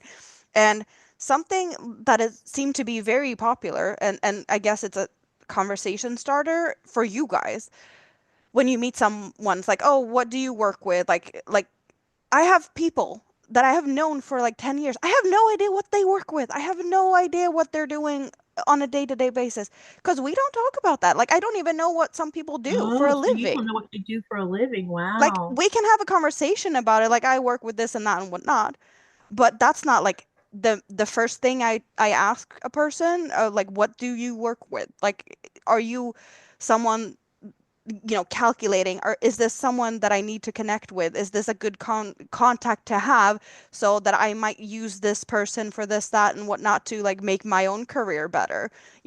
That is something that is just, we don't do that here. Like, of course, networking could be good in your, like, depending on your profession, and some workplaces has that as a, you know, you can go for conferences and whatnot and like network, but that's like specifically for that. Yeah. Like my neighbors, I don't know what my neighbors do for a living. Like I can talk to them. I've had coffee with my neighbors. I don't know what they do. I have seen what cart they drive.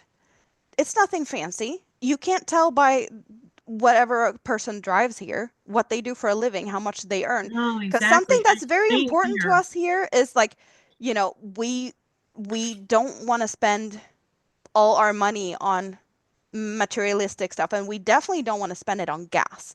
So something that is actually a bigger thing here is getting a small and a car that doesn't cost that much to drive. You want something that doesn't, consume fuel. You don't want something to, you don't get a bigger car than you need because it's a waste of money. You'd rather spend your money elsewhere here. America And is I the want the land of ability. wasted money. your big trucks, we don't see your big trucks here. Like, of course, there's some big trucks, there's US cars here, but they're not popular because they consume a lot. And also, like, if your car consumes a lot, you get extra taxed because that's, Yeah.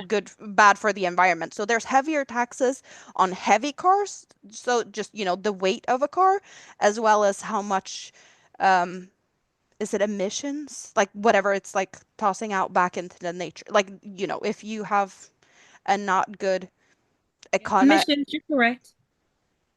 yeah. Like that, I think that's, Hi, but we Felicia. we get some taxes on stuff like that. So I guess that's also adding to it. Yeah. We're I taxed love on the value of your, well, it varies by state, but most states have property tax. So you get taxed on the value of your car, Mm. but So it doesn't matter what car it is, just whatever the market value of the car is, they'll tax you on that every year. Here, the taxes are based on a car, on how much it weighs, because that depends. Like, if it is a heavier car, it will do more damage to the road because, driving a heavier car, it will make more damage. So that makes a difference. And also, like, how much emissions is letting out, whether it's, you know, petrol, diesel, like all of those different things has a different to it. Like diesel cars needs to have special filters to them. There's some cities here that has banned diesel cars in the city centers unless they have certain filters on it because of the emissions. So there's also cities that's talking about like in the city center you're only going to be able to drive electric cars to get like the fumes out of the city centers. Yeah. Our government is too bought by the automotive industry to ever do anything like that. Um, Well, now Robin says registration is a tax on weight for vehicles in the U.S. I didn't realize well, it that was. depends on where you live because I'm in North Carolina and ours, I'm pretty sure it's the value of the car.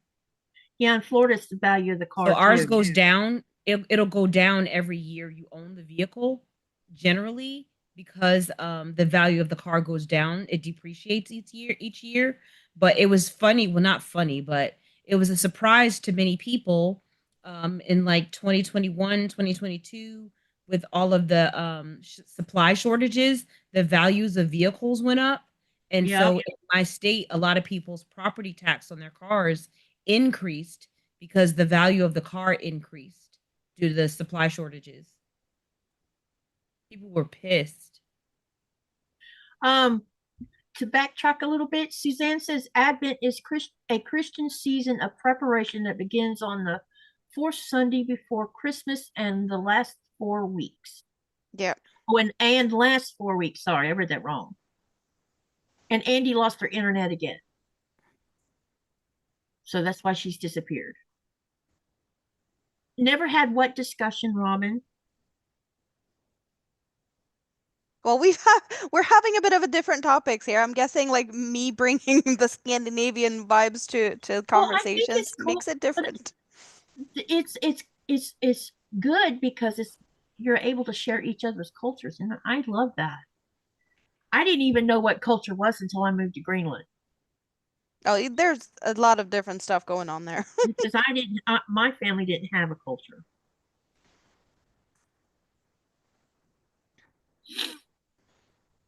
Robin says, I'm in Florida and my registration was triple of my mom's. I asked why at the DMV. Oh, so they've switched it. Wow, Robin. Now it's because of the weight of her vehicle. Wow. That's probably some of the current, you know. But as I said, like here's a combination. So it depends on like what type of fuel you got.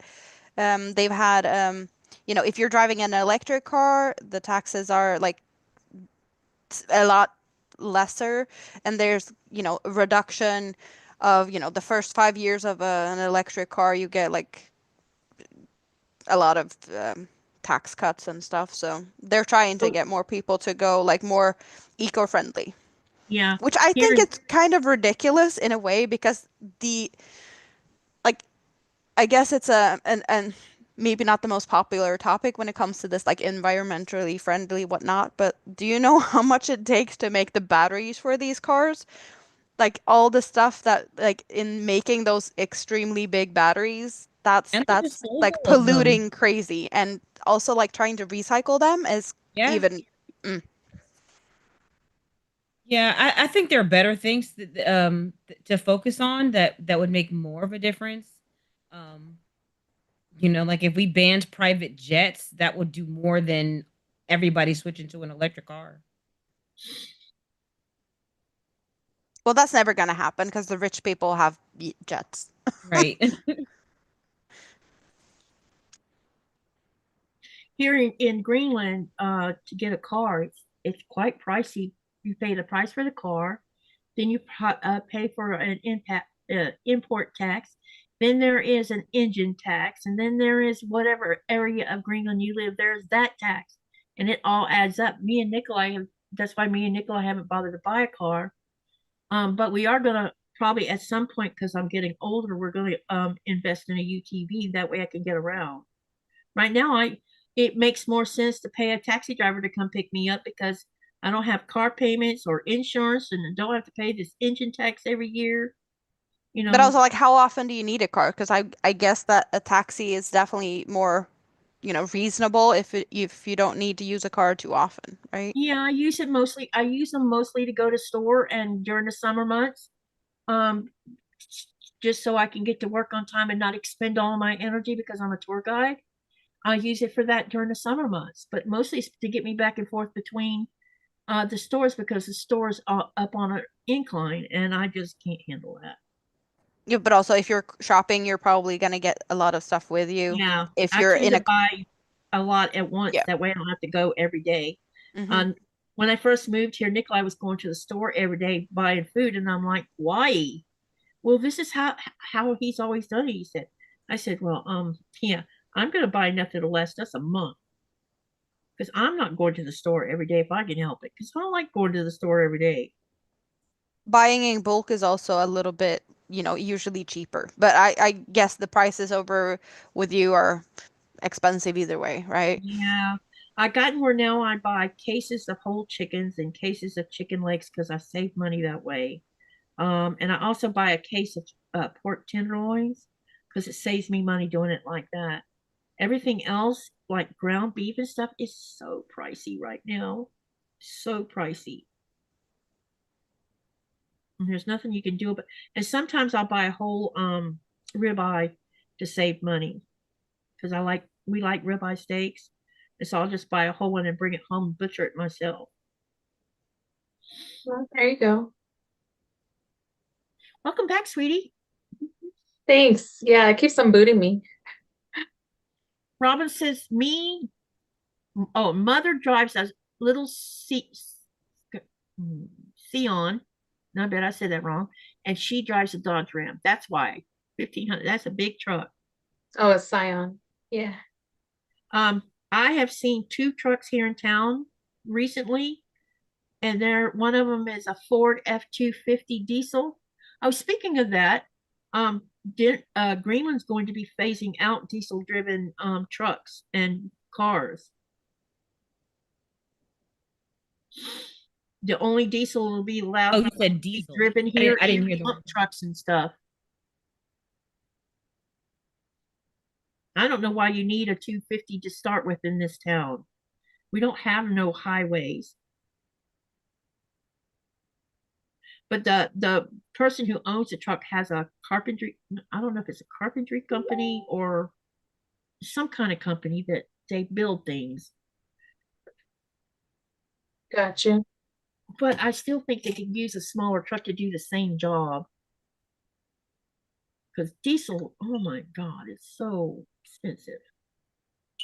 Not to mention it's put, you can tell a lot of times during the winter months here when we have a cloud cover and these cars are driving around, but the diesel trucks are the really bigger vehicles that are driving around, leaves gas fumes in the air, and it literally chokes me to death when I'm walking.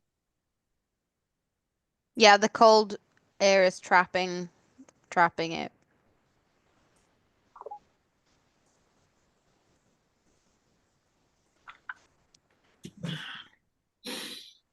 I told Nikolai, I said, I need to go home. I can't breathe. I've just become overly sensitive to it, though. My lungs, with the lack of capacity, any little thing can stop them up. Right. Being a lifelong asthmatic from birth and then losing part of your lung capacity really affects how you breathe.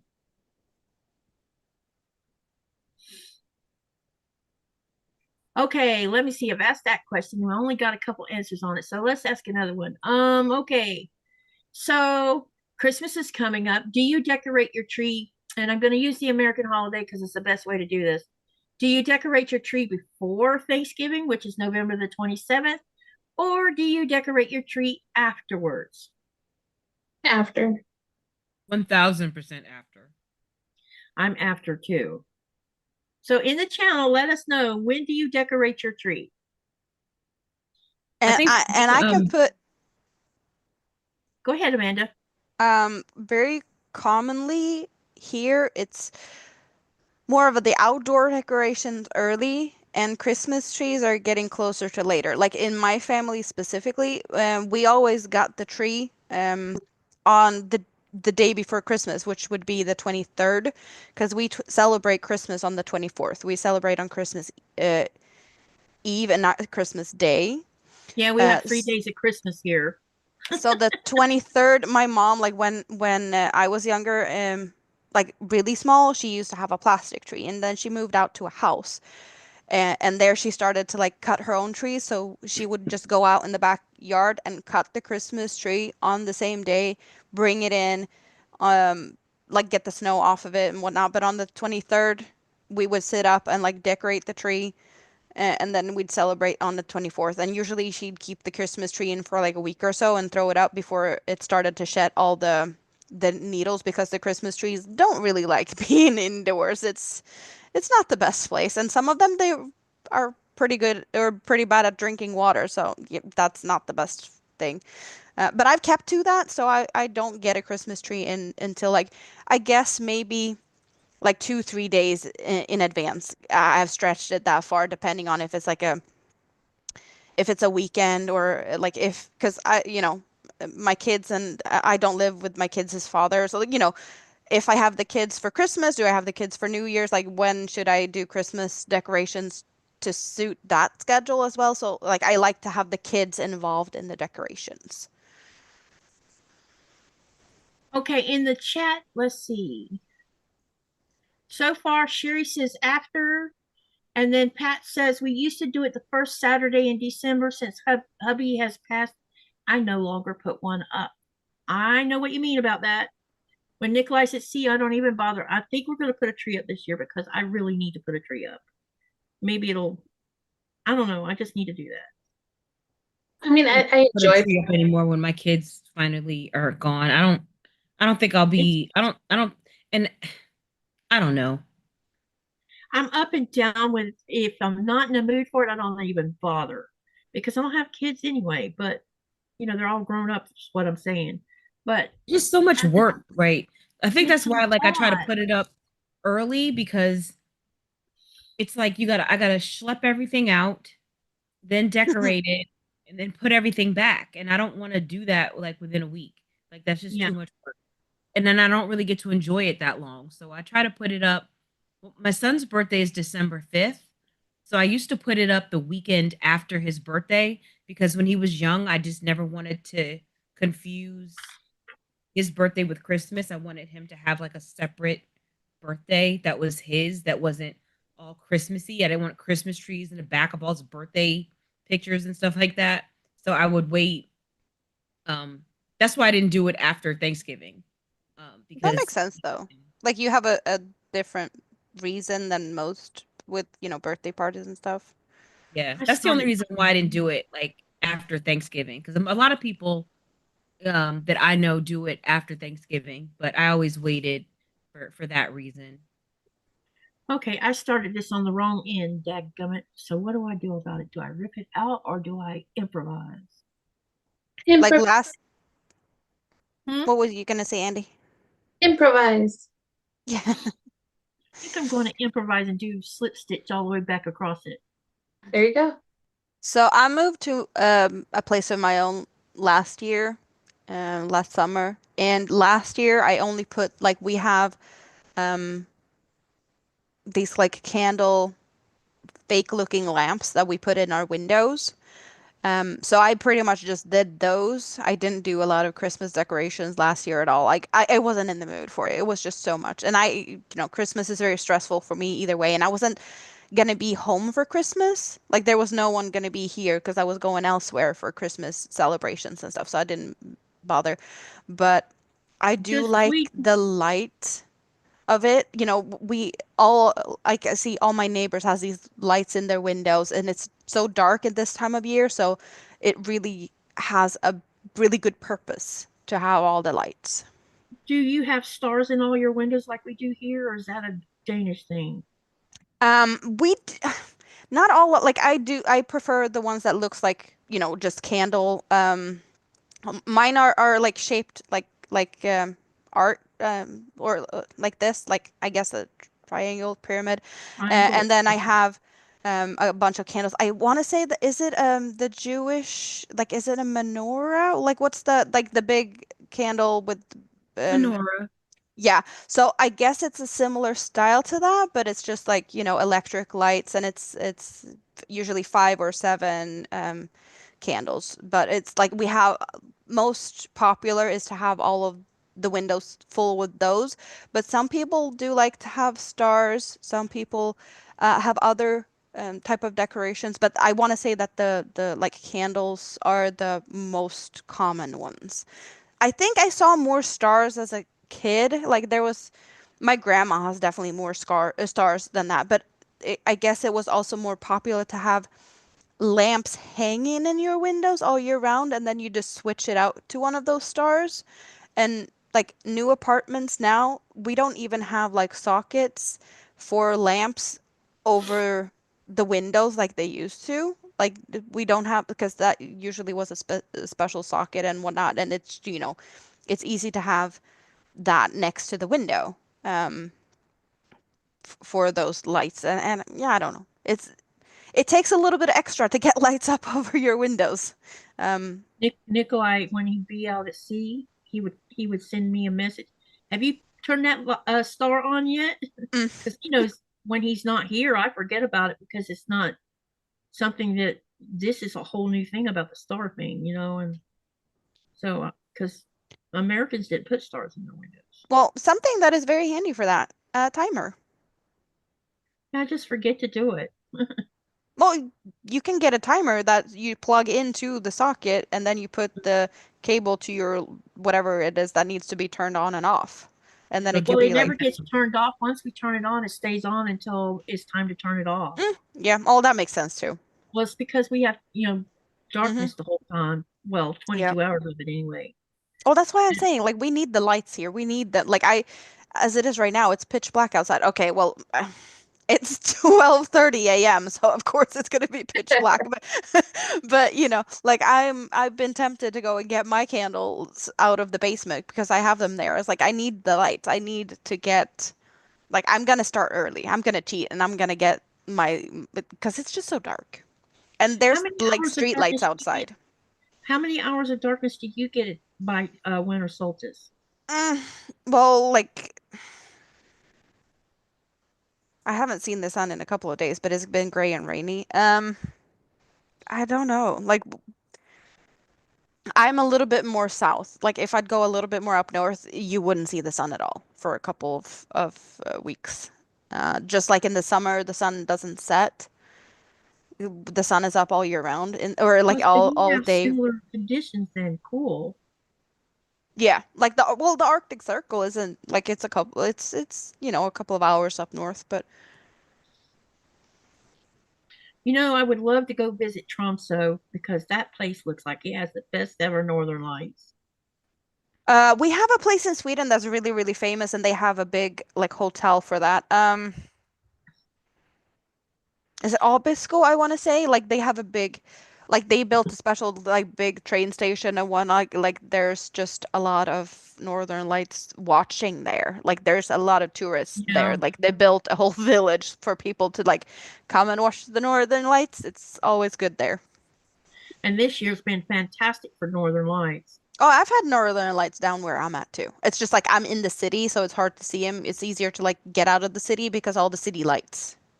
There should be some extraordinary ones either tonight or tomorrow night because another CME got released from the sun yesterday. And it left a little hole in the coronal mass of the sun, looks like, from the picture I saw of it. Oh, There's like snap. this big black spot on the sun. They think it might have ejected some plasma with it. Sorry, all I could think of was Black Hole Sun by Soundgarden.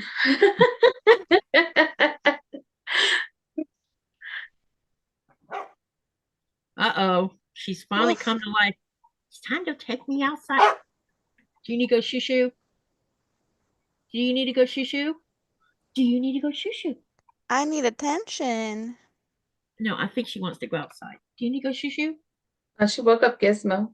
He's just at me like that. Miss Vocal Girl. I'll be right back, y'all. Okay.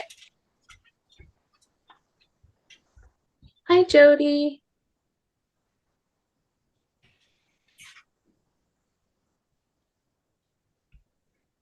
Andy, Oh. when I saw your little puppy today, I just got reminded of my neighbor. Her puppy just had puppies. I haven't seen them yet. Like was it? I want to say this weekend, maybe they got babies.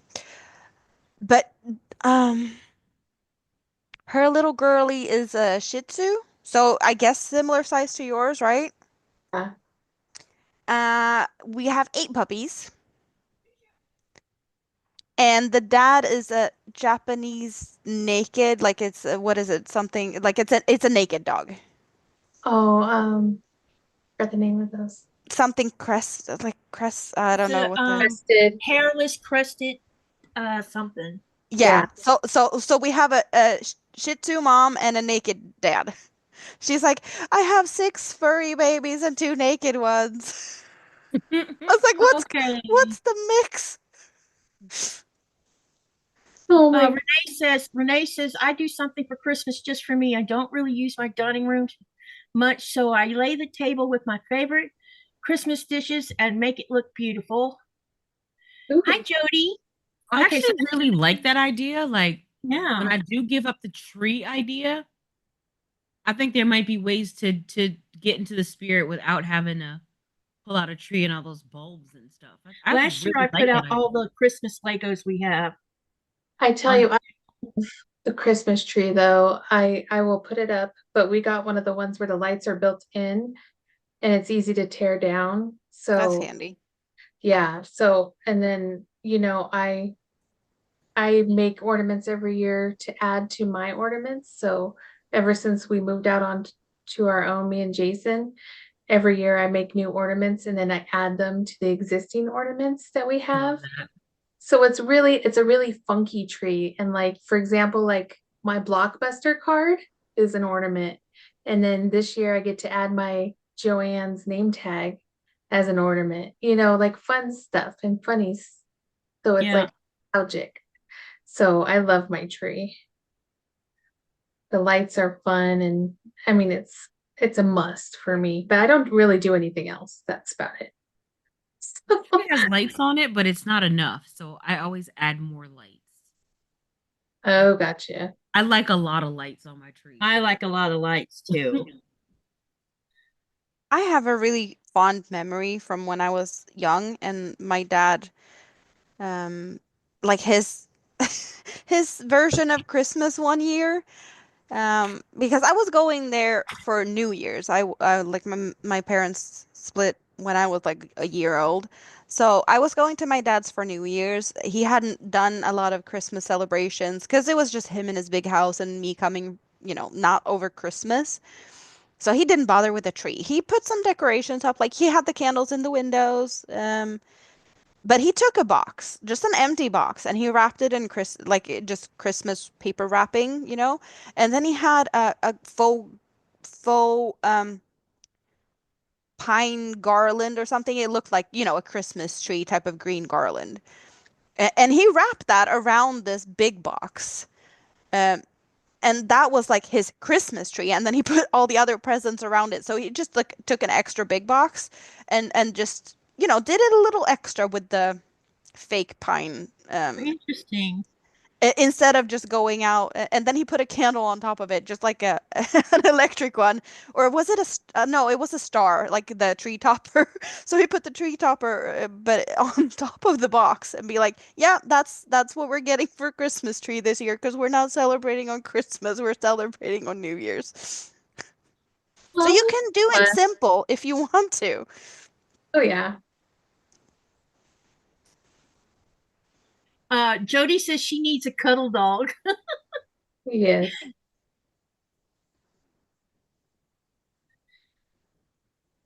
What you been doing, Jody? Anything interesting going on your way?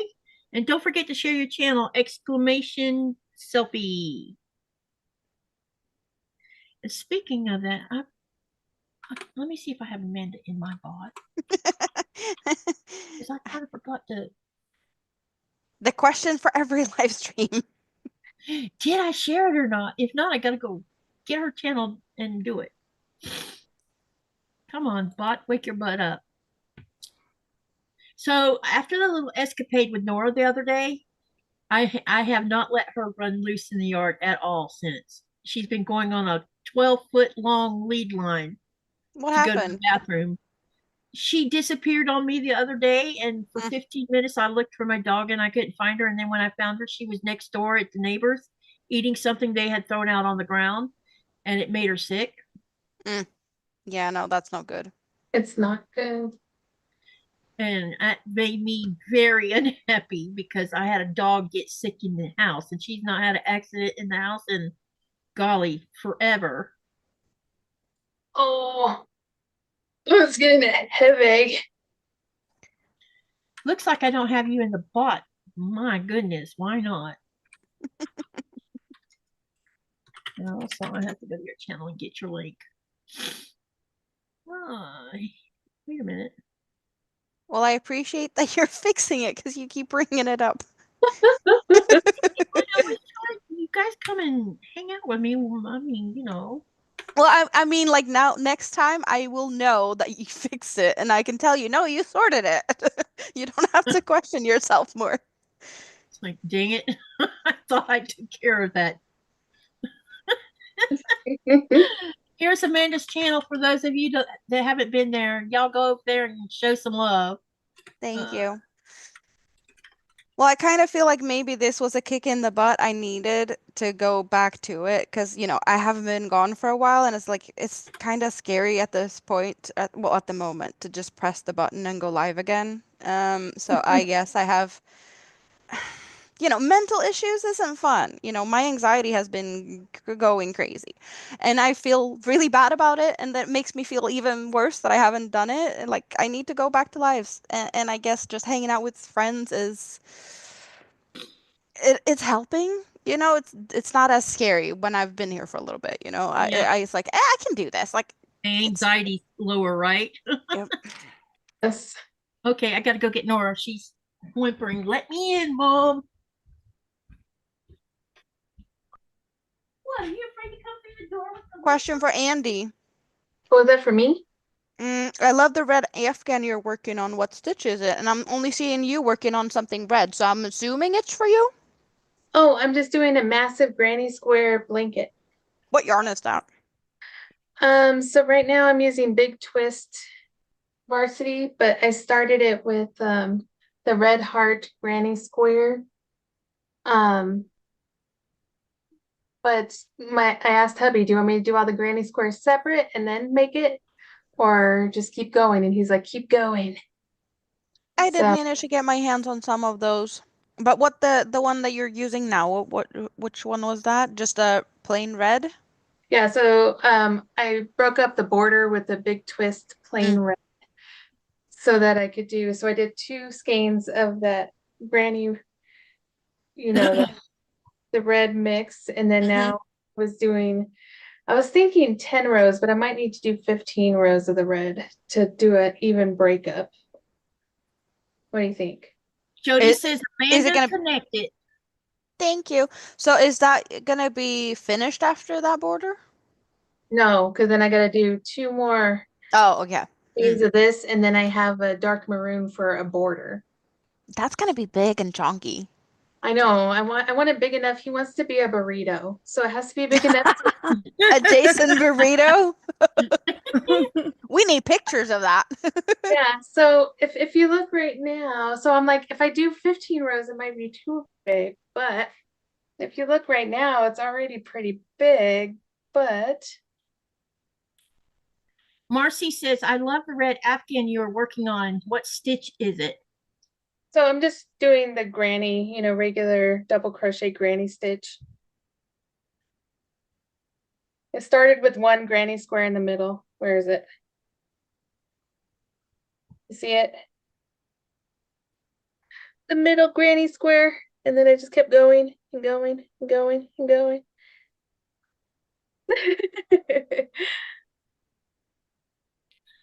Renee says it's pretty. It's very warm. I'll bet it is. And it's freezing in this room. I even had to put on a sweater. Rita says, wait, hold on. You're turning Jason into a burrito?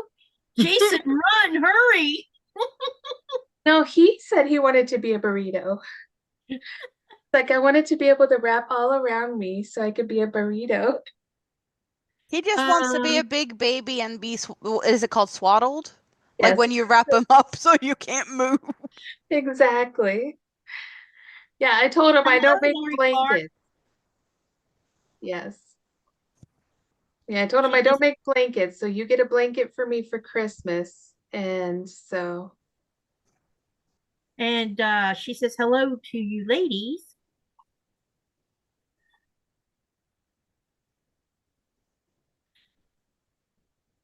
Nikolai says when he gets off at the end of the month, they're supposed to stop sailing on the 27th. He's going to have to spend one night in Sissymoot and 2 nights in Nuuk before he can get home. Oh. Well, at least he wasn't gone too long this time, though. No. And he'll be home until, I think, the 13th of January or either the 15th. I can't remember which. And then next Christmas, he'll be back at sea again. Yeah. They rotate it, so everybody gets a chance to be home for Christmas.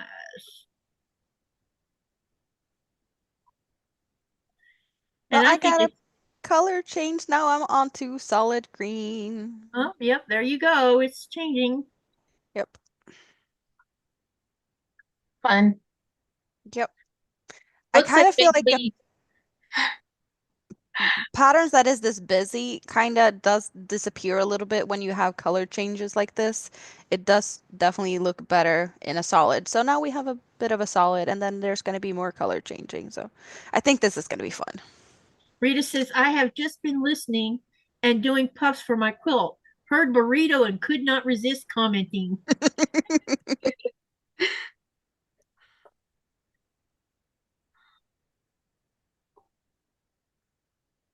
Oh, yeah. Okay, let me see what. For those of you who crochet, what is your favorite style of crocheting? Favorite style? Like, what are we talking about style? Do you like doing Afghans? Do you like doing piecing? You know, like making little motifs? Oh, okay. Do you like just making only things to wear? Amigurumis. Or like Andi does all the little animals or creatures rather?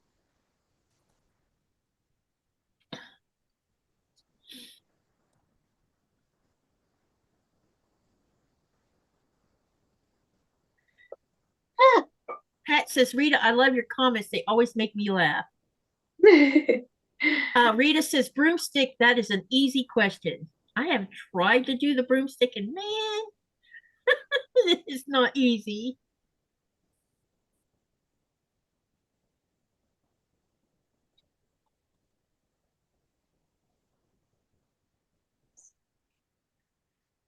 I set up a poll, by the way, y'all. I didn't know if you saw it.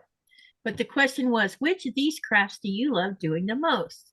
I put sewing as option 1, cooking is option 2, crafting, which includes all fiber arts, is option 3, and option 4 was other crafting. So right now we have 25% voted on sewing, 8% voted on cooking, 62% voted on crafting, including all fiber arts, and then 4% voted on other crafting.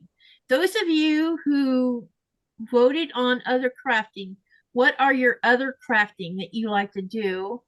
And this was out of 24 votes so far. Crocheting. Yeah, well, crocheting wasn't an option. Yes, it was. Well, includes all fiber arts, and yarn is fiber art. I know, that's why we said which ones, and that's why I said crocheting. Oh, yeah, okay. Yep. Felicia says, I love crocheting baby blankets and hats for the homeless. Oh, Marcia says, you all still thinking about the crochet along. I like shawls, afghans, hats, and scarves. Lori said she just finished dinner. I'm cross stitching, would love to have the patience for crocheting. And Rita says, Katie, you should have added all arts. Yeah, but they only let you do 4 options. And then Suzanne says, my favorite projects are both knit and crochet are fairly quick and easy. I donate 90%. Wow, 98% of my makes. So speed is optimal to donate while swiftly using up yarn. And Lori says cross stitching, paper quilting, paper models, and diamond art. Felicia says I love knitting, sewing, and crocheting. Renee says if I crochet, it is generally Amigurumi. yeah. There I go. Thank you for that. Lots of great answers. Katie, Yeah. this has been awesome. I am really tired. It's 1 a.m. Like I've had a lot to do today, so I need to wrap it up early today, I feel. Okay, that's fine. But it's been awesome hanging out with you guys as always. Thank you for coming. Remind everybody about your channel. Wait a minute. Andi, I'll spotlight you on that in a minute. yeah. Tell everybody about your channel one more time, Amanda. So yeah, you can look at what I've been working on a little bit better like this. So yeah, I'm the Scraptastic Crocheter and I mostly just live stream, talk about stuff and crochet, yarn and crochet. That's all me. Like I don't do all the other fun whatever, quilting, knitting, whatever. I crochet. That's what I do. Um so I just had a great time. It's always awesome to come and hang out with you. Love you all and good night. Have a great day and whatever. Hey, Bye. Amanda, I'm going to send Yes. you an email because there's I was hoping you'd be here after, but you can't. Oh, I'm going to have a little discussion. I think I want to come up with a project for us for next year, so I'll send you an just send me email. an email. Sounds good. Sounds good. Yeah. And Bye, everyone. I'll Yep. put a list of ideas and then you just let us know which ones you're interested in and we'll Mm, figure something out. Does that sound good?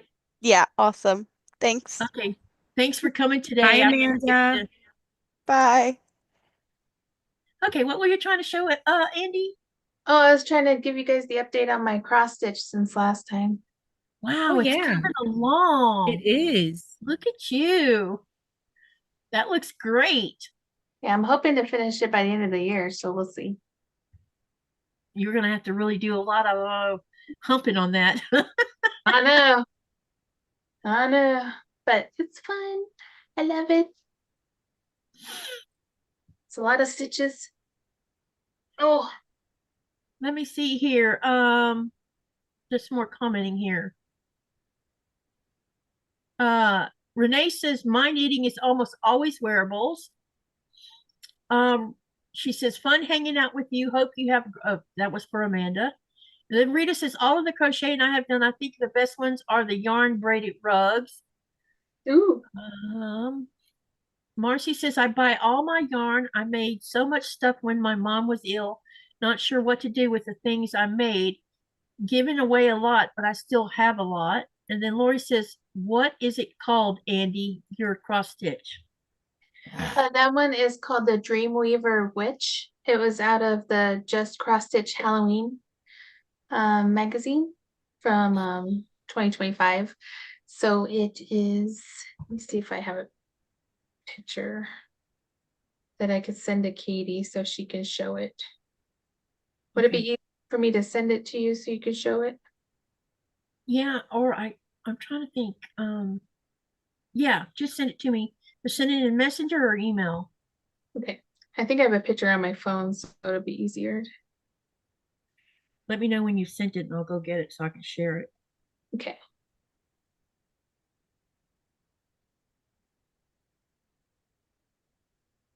Boom, boom, boom, boom, boom, boom, boom.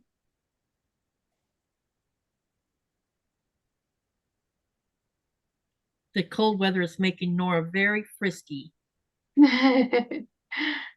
She's over here. You know what she's doing?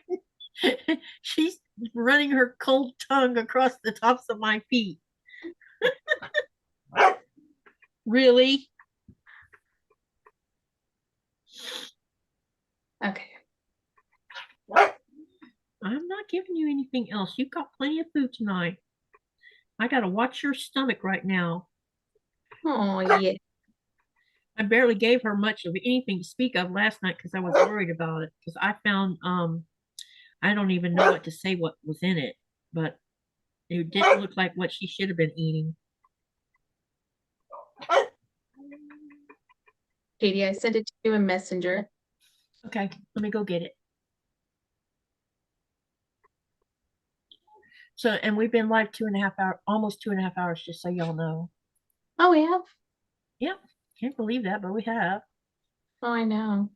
It goes by so fast. Oh, it's getting dark. Yes. Ooh, it's pretty out. Let me see here. Downloads.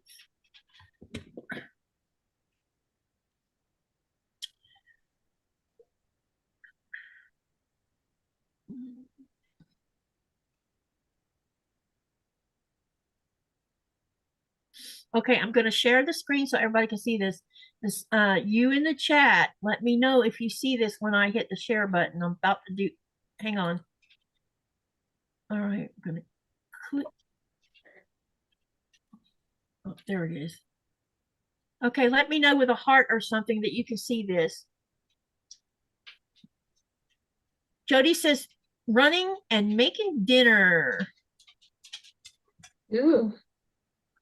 Y'all let me know when you see this. Somebody. I don't care who. Well, I can see it on my screen, but I'm waiting for it to pop up on the chat. Yeah. Nope, I can see it on the chat. Okay. This is what she's working on. Instead of doing it in the one color, I wanted to do it in a multicolored thread, so it's taking longer because I have to do each stitch instead of going back and forth. So what is the little, whatever this is over here? Is that a creature or something else? It's like a dancing ghost because it's Halloween themed. Okay. Pumpkin up. Because I can see the pumpkin up top. Yeah. When they framed it, they kind of cut off part of the actual stitching though. So I don't. Oh, got ya. So you don't see the rest of his head. But yeah. They should have left a border where they wouldn't cut it off like that then. I Cool. know. So everyone sees it? Okay.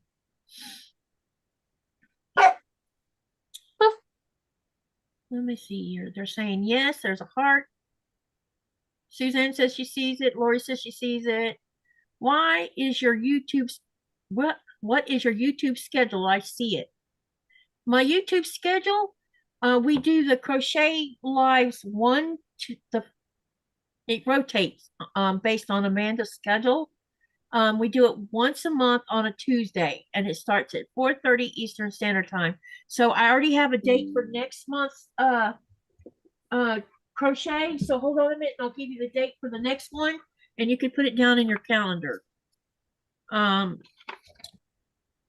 next one will be December the 9th for our live crochet. And I think everybody can see it. She says it looks like a devil ghost, Rita says. Yes. Okay, now everybody saw it. Okay. December the 9th is the next crochet live. As far as the rest of my lives, I have them on Thursday, Friday, and Saturday, starting at 4:30 Eastern Standard Time. And then one Sunday a month, I do, well, no, there's 2 different Sundays, sorry. This upcoming Sunday, no, I'm about to lie. Hang on. I need to see where I'm at. What's today's date?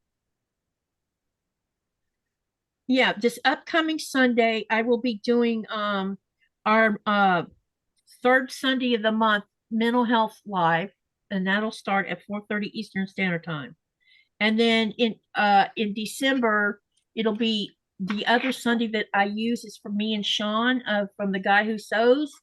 And that next gathering for a live will be December the 7th for a continuation of the Stitch It we're doing together. So we've been rotating the last couple of months between Stitch It and Star Climber. Nice. Marcy says that's so beautiful and very, I think she didn't finish the sentence.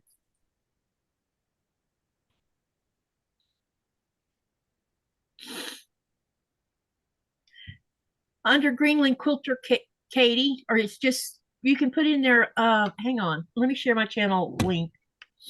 Yeah, how do I share? That's funny. I don't even know how to share my link. Because I never do. I never do. Oh, hang on, let me go get it. I don't think I put it in the bot to share. Oh, what is going on with the screen?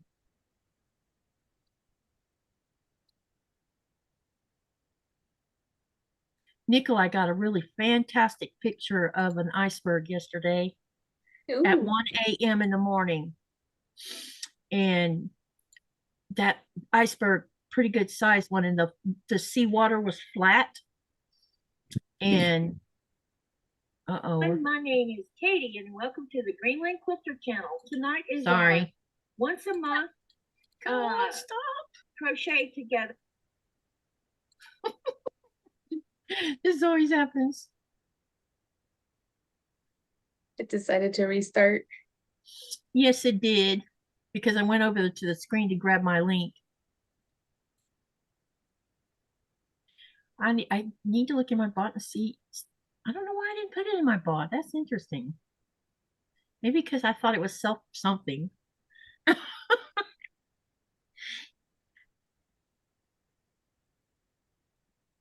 Okay, here's my channel link.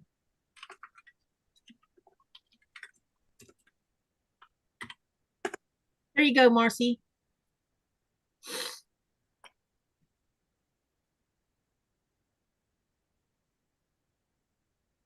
You know, I have to go slow when doing slip stitch because I don't find slip stitching that nimble. I tend to do it way too tight, so I have to make sure that I'm That's not. what I'm doing is make sure I do it loose, because the idea of this is to hide it, since I made a mistake and I didn't want to rip this whole thing out. Right. I mean, I could have, but then it would have been a waste since I used the live to do it in, you know. And I don't think the slip stitch is going to show up anyway. I just got to watch bowing, because it looks like it's wanting to bow, which means I probably did somewhere too tight. But it'll work itself back out again.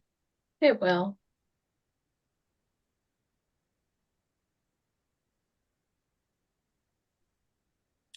I thought I programmed the bot to share my channel every so often. I'll have to look. I don't have time to look right now. And I got to put Amanda's in the bot too, so I can share her channel instead of have to go look for it. For some Right. reason, I thought I had it in there. I don't know. Let me see if I put it under Scraptastic instead. Because I put Amanda and nothing came up. Usually I put it in your first name, unless I have two channels with the same first name. Oh, look.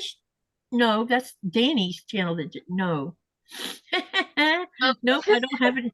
Nope, the automatic thing, the thing with Danny's shit is an automatic thing I set up. I have Danny's, Sherry's, Tammy's, and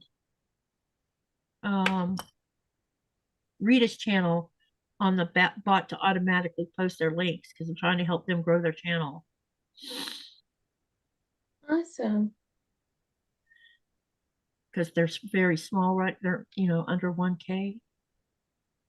Danny and Tammy are so close. Like Tammy's up to 8 something, and Danny's been at 7 something, and she's been sitting at 700 and something for so long. Gotcha. Yeah. So they need a little help getting her channel pushed a little bit. Gotcha. Jody says, this makes me want to break out the crochet hooks again. Come on, girlfriend.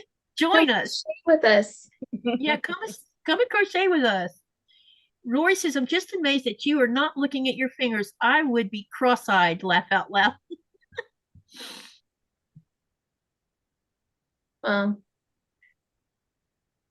you get an easy pattern, you don't have to look at your fingers. No. I have to look. I wish I could not. That's a skill. It's a skill. That's a skill. And I don't have it. I can do it on some things. There are some things I know well enough to where I don't have to look while I'm crocheting, but it depends on what I'm making. I watch Passionate Kelsey sometimes, and she does not look when she crochets, and I'm always in awe. I don't even really listen to what she's talking about because I'm too busy focused on her hands. Right. Well, I feel with my fingers for the next stitch, and sometimes I'll be like, wait a minute, that stitch doesn't feel right. Yeah. And that's what she said. She, because she tried to teach how to do it. And so I watched her tutorial and I was like, no, no. Like I might be able to do the yarn over part without looking for like a couple of seconds. But as far as placing the hook, I can't do it. At least not yet. Maybe one day, but not yet. Don't sell yourself short because that is a skill. Yeah. I need to hurry up and get this slip stitch done because this is annoying me. I never have liked slip stitching. No, me either. Because you have to be so careful. If you do it too tight, oh, it's a train wreck. Yes. Is that a yawn? That's her doing her little chirp. That was her chirping. Can you hear the chirping? Yes. Now she's going to be Miss Barky Butt. She knows we're talking about her. Yep. It's weird that she knows we're talking about her. She always knows when we're talking about her. And she'll start barking. Yeah. You want to come up and say hello to everybody, and then I want you to get back in your bed. Hang on a minute. Want to say hi to everyone? This big mouth. What? That hurt your feelings?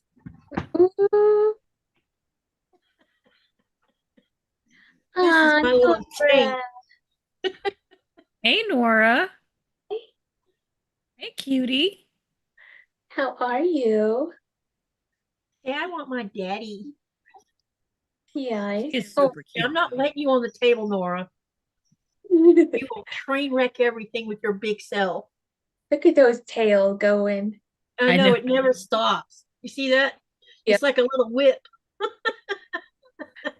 You need to put some bells on it for Christmas. Yep. I need to get a glow in the dark collar for her too, because now it's so dark I can't see her.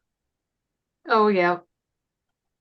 And that's one thing with Coco, her eyes still glow though. It's really creepy because like I go to the bed and she's always still in my covers, and if I don't find where she's at, I'll sit on her. Right. Time to get down. Get in your bed. No, bed. I think she wants more FOOD, and she's not getting it. Not after that episode. It's like, God, nothing worse is to have to clean up sick dog stuff. Nope. Especially when you have a sensitive gag reflex. Oh my God. I'm with you. I do. Yeah, I do too. Yeah, that's why I would never make a nurse, because I couldn't clean up other people's barf. Oh. Yeah. That's an issue for me too. Like when my kids would get sick. Was your husband cleaning it up like mine was? Because no, I still did it because normally he needed to sleep more than I did because he had to get up at like 3 a.m. Whereas, I didn't. So usually it was me. I got smart after a while with the kids when that stomach virus would hit the house. Everybody had a bucket by their bed or in their bed.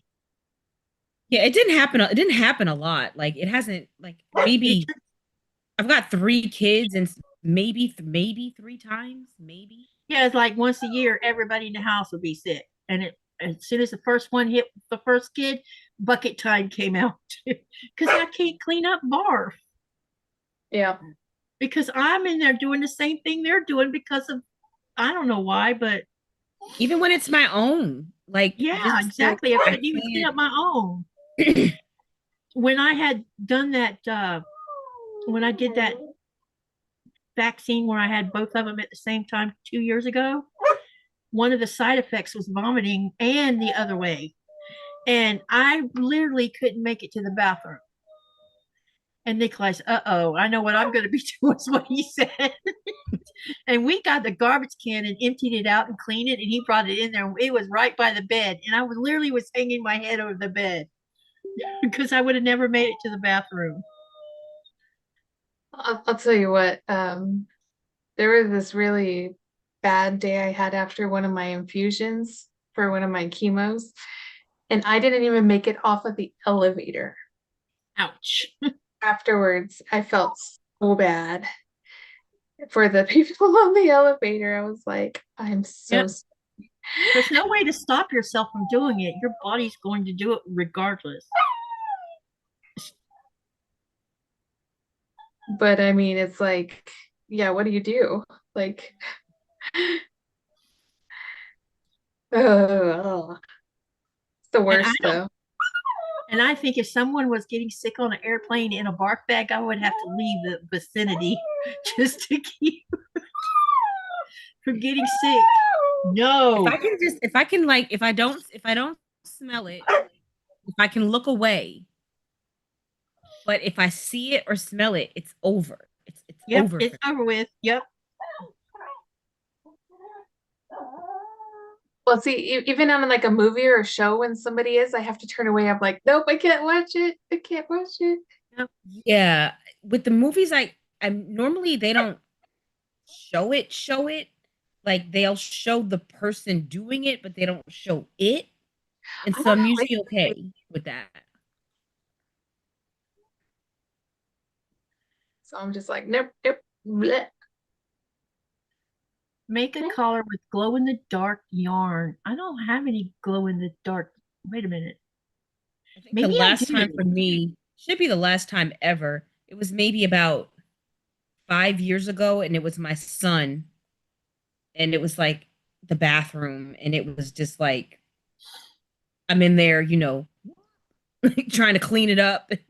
Luckily, my daughter helped me, so I was like, I'm not gonna make it. I've never asked my girls if they have trouble cleaning up after their kids.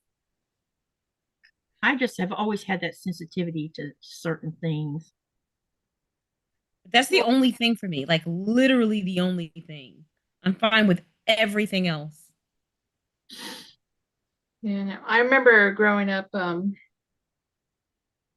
we shared the bathroom upstairs with my brothers, and one of them did it like they threw up in the tub. And I'm like, oh my Oh gosh, my God. why the tub? Like, At least it's not. I don't know if that. I don't know. At least it's not like on a porous surface, you know? Yeah. I yeah. think I'd rather the tub than like the carpet, you know? Well, yeah, but still, I mean, it was like the toilet is right there. Like, come on. So close. Probably didn't think he'd make it. Just that extra second just to lift the lid is like a second too much sometimes. Rita says, I was a CNA for many years, and ooh, my kids were little. I would end up getting sick trying to clean it up. Yeah.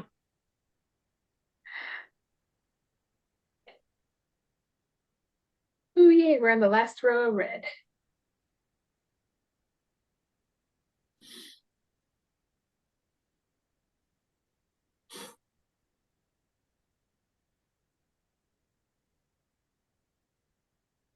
Blech.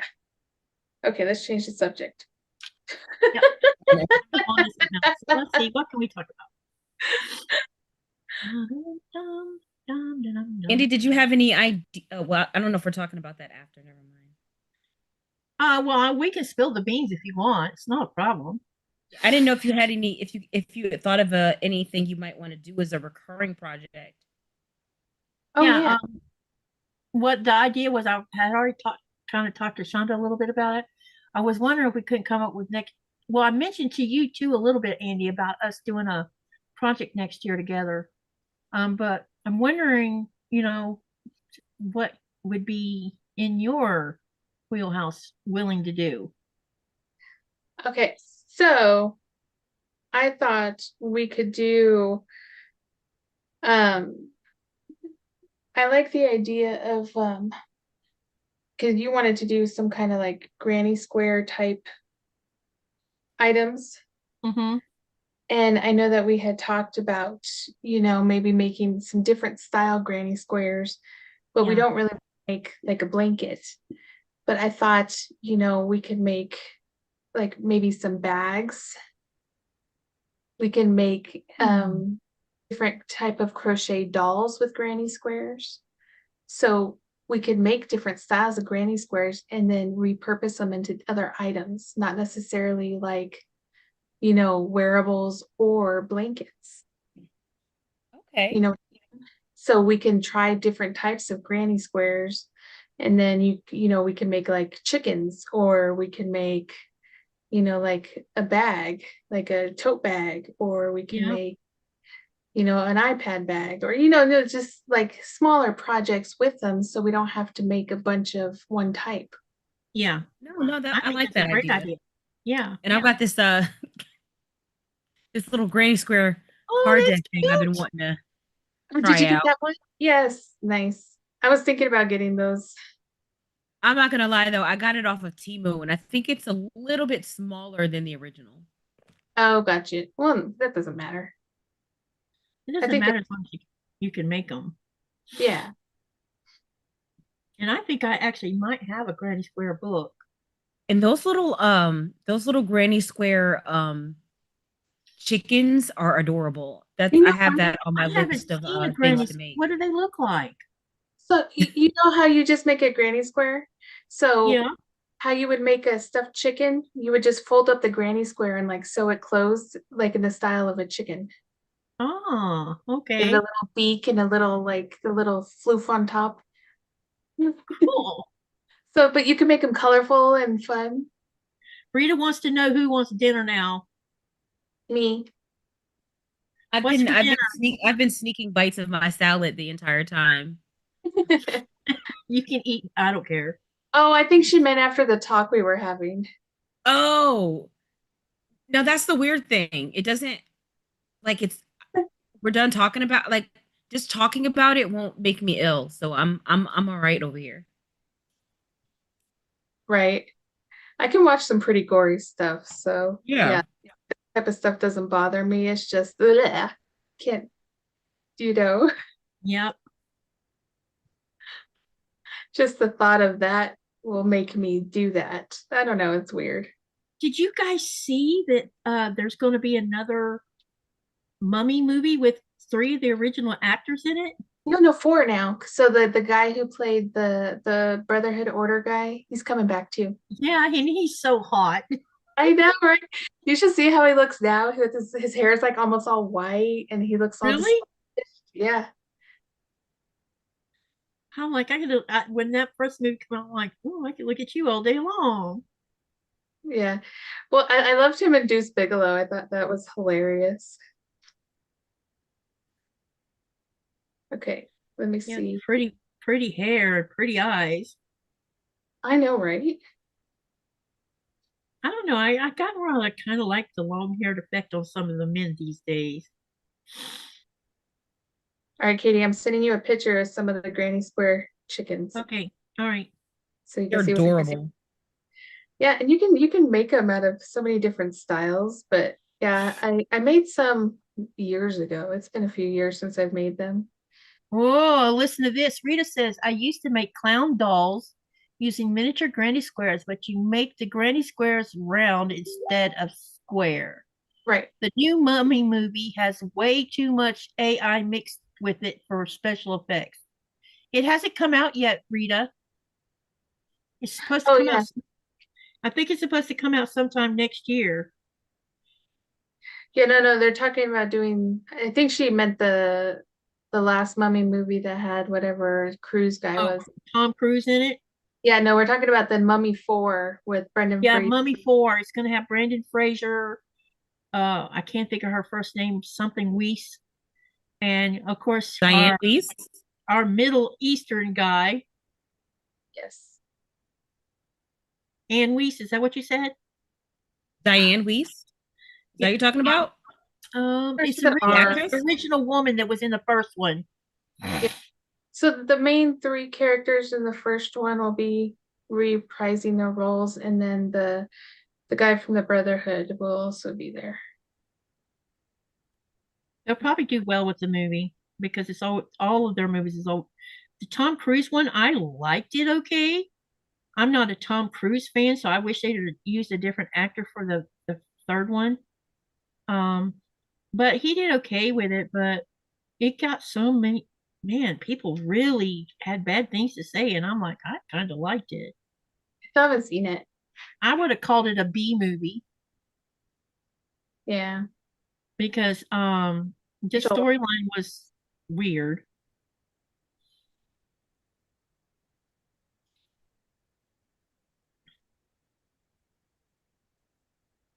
Yeah, but then, oh yeah, that's the other thing. With the granny squares, we could make like a granny square scarf, or we could even make, like the little arm warmers I was making. You can make granny square arm warmers. You can make all kinds of fun things with them. Rachel Weisz is her name. Yeah. Oh, I don't know her. She's in the first Mummy movie. If you've seen the first one, she's the woman that's the main character. My memory is just garbage, so I could see something, but I'm not gonna remember it. But she's also been on other movies. I'm trying to think what the other movie I liked her in. She was in another movie. Rachel Weisz? Yeah. That's okay. Okay, I know who that. Okay. But I can't remember what the other movie. I didn't remember her being in the movie. Her in. Yeah, but she's been in some stuff. Yeah. Oh yeah. And it's weird seeing Brendan Fraser so heavy because he did it for a movie he was starring in. Oh yeah, that was weird.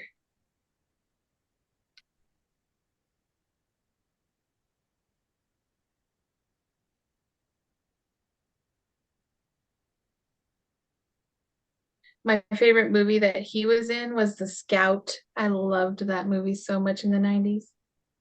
I haven't seen that movie. Yeah, my favorite Brendan Fraser movie is probably the original Mummy. Yep, same here. I liked him in that one. Oh, but I also loved Encino Man. I haven't seen that one either. I don't think I ever watched that.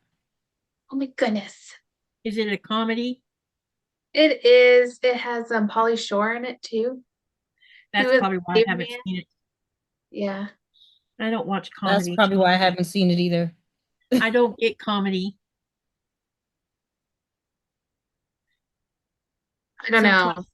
I loved it. It was so good.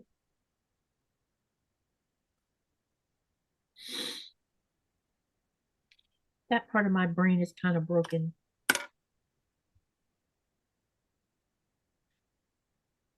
The only person I've seen that's been able to make me laugh that's on TV right now, and that's the late night show host. He makes me laugh. Jimmy Kimmel, Stephen Colbert, Jimmy Fallon. Stephen Colbert. It's sad that show's going to end just because I think most of late night is going to end. I think late night is one of those dying industries. I started when I was younger, in my early 20s. I watched a little bit of David Letterman, and I was like, oh, I don't know. But then I loved David Letterman as a child. I'm going somewhere. But when I moved here to Greenland and I started finding him on I don't remember how I was watching him, but I started watching this. I'm like, why did I not care so much about him when I'm younger? But now I really liked him, you know. I used to watch Letterman all like when I was like 10, 11, 12 years old. Man, I've always been a fan of the sarcastic comedy. So I loved Letterman when I was a kid. Like absolutely loved him. I've not watched too much Jimmy Kimmel or the other guy, but now I do like what's the name of the guy that does comedy too, but he was also going before Congress on behalf of veterans. Jon Stewart. Yeah, Jon Stewart. He is so sarcastic. Yeah, I love that sarcastic comedy. And I like the fact that he wants to fight for veterans like he did.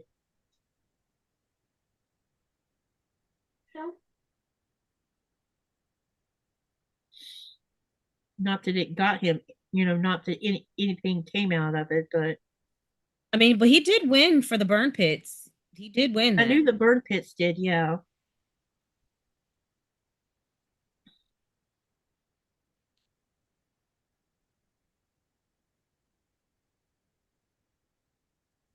I didn't realize that was such a thing over there.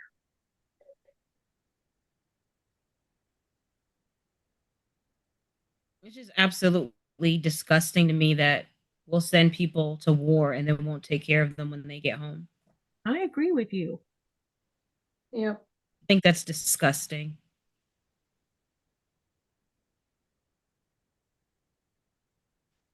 They went over there to die for what?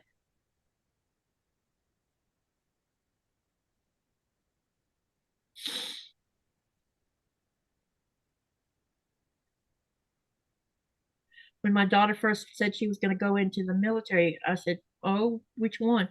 She started out saying the army, and I'm like, "Oh, please, not the army. Please go in the navy or something." She's like, "Why, mom?" So I sat down and talked about it.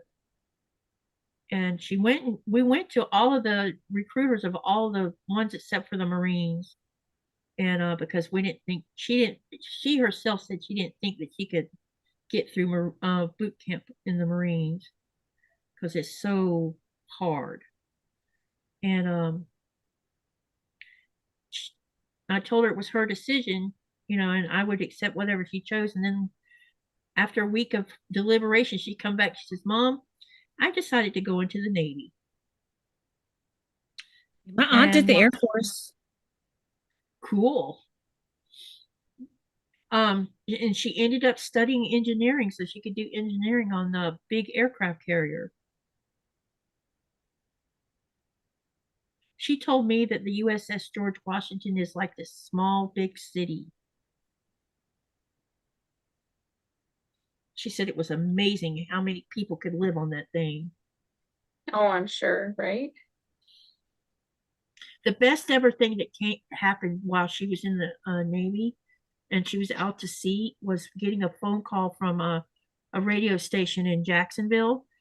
Um, they were going to do a parent mic after open mic thing in the afternoon on the radio station in Jacksonville where some parents could talk to their sailors on the George Washington, and they had gotten a list of I don't know exactly how I got chosen, but I was one of the parents that got chosen, and I drove to Jacksonville, and I got to talk to my daughter while she was out to sea during their maneuvers, which you don't know where they're at. And we got to talk on a live mic. It was the coolest thing ever. That sounds really cool. It does sound cool. Because, you know, when they're out for that 8 months, you barely hear anything from them. Right. Because the idea is to be where, you know, people don't know where you're at. Because loose lips sink ships. Yep.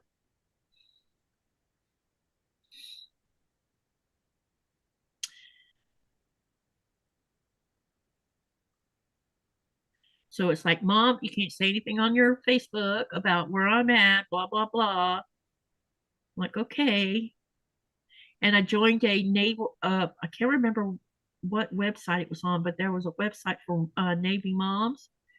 and you got to know other moms who had kids in the Navy, and that's how I came about meeting several women that some of them are still on my Facebook, and we stayed in connection with each other, talking back and forth, especially when we didn't get to hear from our kids for several weeks at a time. That's got to be rough.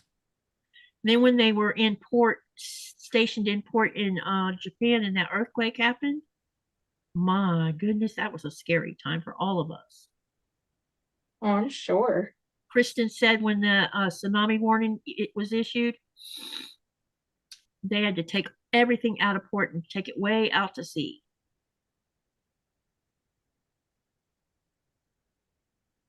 But they ended up, when they came back after the tsunami, they started helping with cleanup and stuff. She said it was crazy, some of the wreckage. Yeah, I can imagine.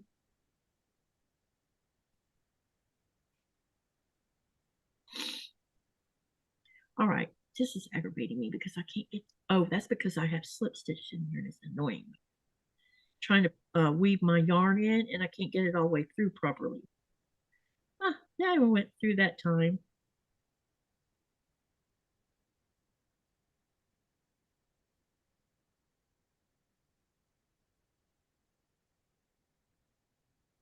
I mean, I could use a tapestry needle. It's just as easy to use a hook.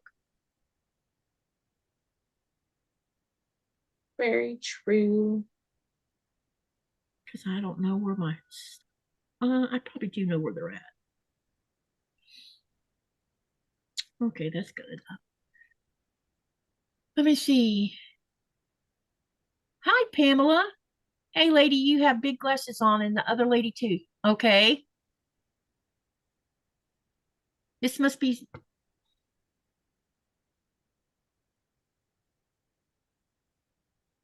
Let's find out if this is a troll or not.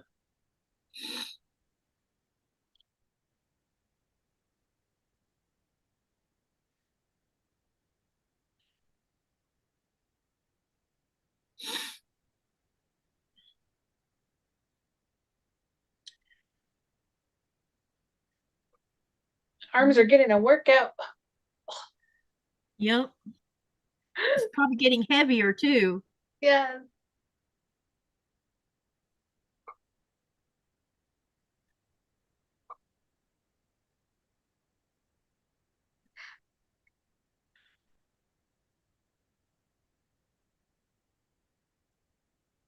Yeah, I definitely side so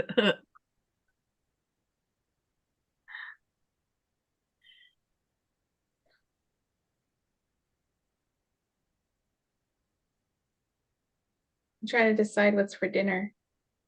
Do you know what you want to have? No. I think I'm going to cheat and have bacon with haricots. I think that's what I'm going to do tonight. Ooh. I know you couldn't read it. She's being disrespectful, whoever she is. It sounds like a kid. Yeah. Lori says, at least it will keep you warm when you stitch. I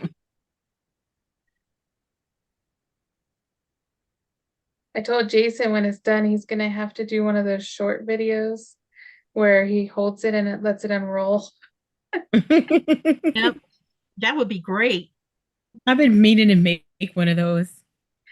Oh, Sylvia. Oh my gosh. Tease barbecue chicken here, she says. I love barbecue chicken.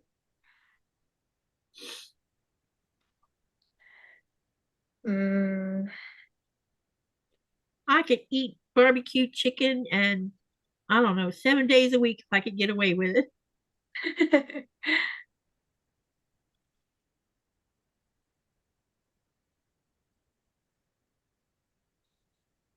She says it's cooking. Rita says Well, she how are let you the first eating by having bacon and green beans? Huh? How are you cheating by having bacon and green beans? I didn't say Yeah. cheating. No, I didn't say cheating. Yeah, you did. Did I? Yes. Yeah, you said I'm gonna cheat today and have Oh, it bacon and just means, haircut. Like, yeah, I'm just gonna cheat, meaning I'm not gonna make food. Just that.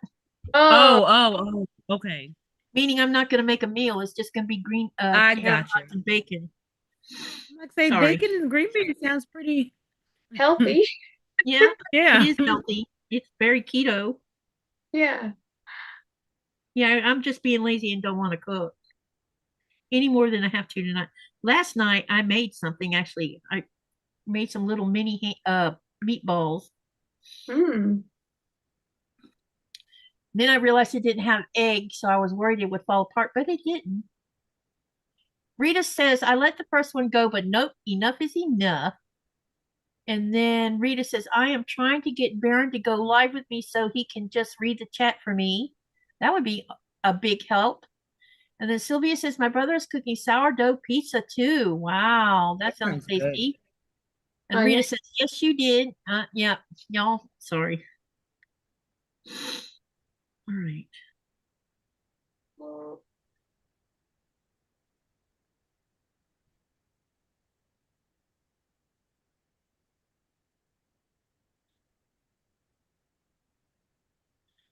Okay. I just gotta go right Oops. through here.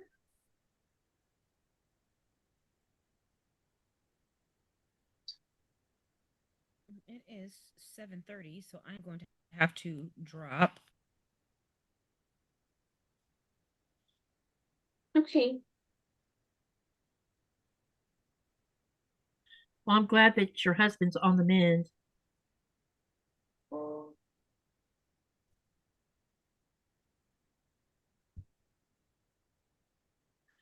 Rita says, I am hungry for sauteed portobello mushrooms with garlic and onions with fried potatoes. Oh, yum, she says.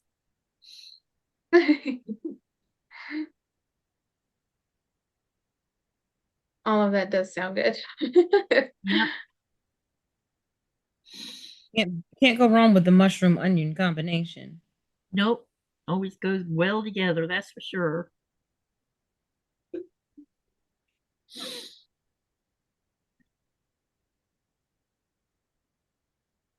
I'm gonna try to finish this row, and then I'm gonna head out.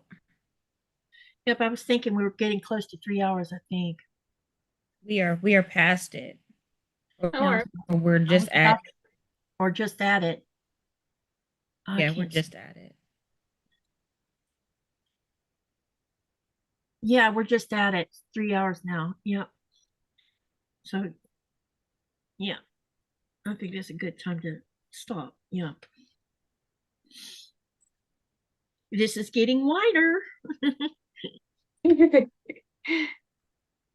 I really should think about working on it while I'm sitting in front of the TV too. I might get more of it done. Yeah, I haven't touched mine since the last time we crocheted together, and I didn't want to work on it today, so I just didn't. I thought about sorry, that came out of nowhere. I thought about going through all of my I do think I have a bunch of squares that need to be crocheted together from where I did square swaps plus some squares I had started. I never talked about this, I don't think. When I first was doing all the crocheting before YouTube came in to this, um,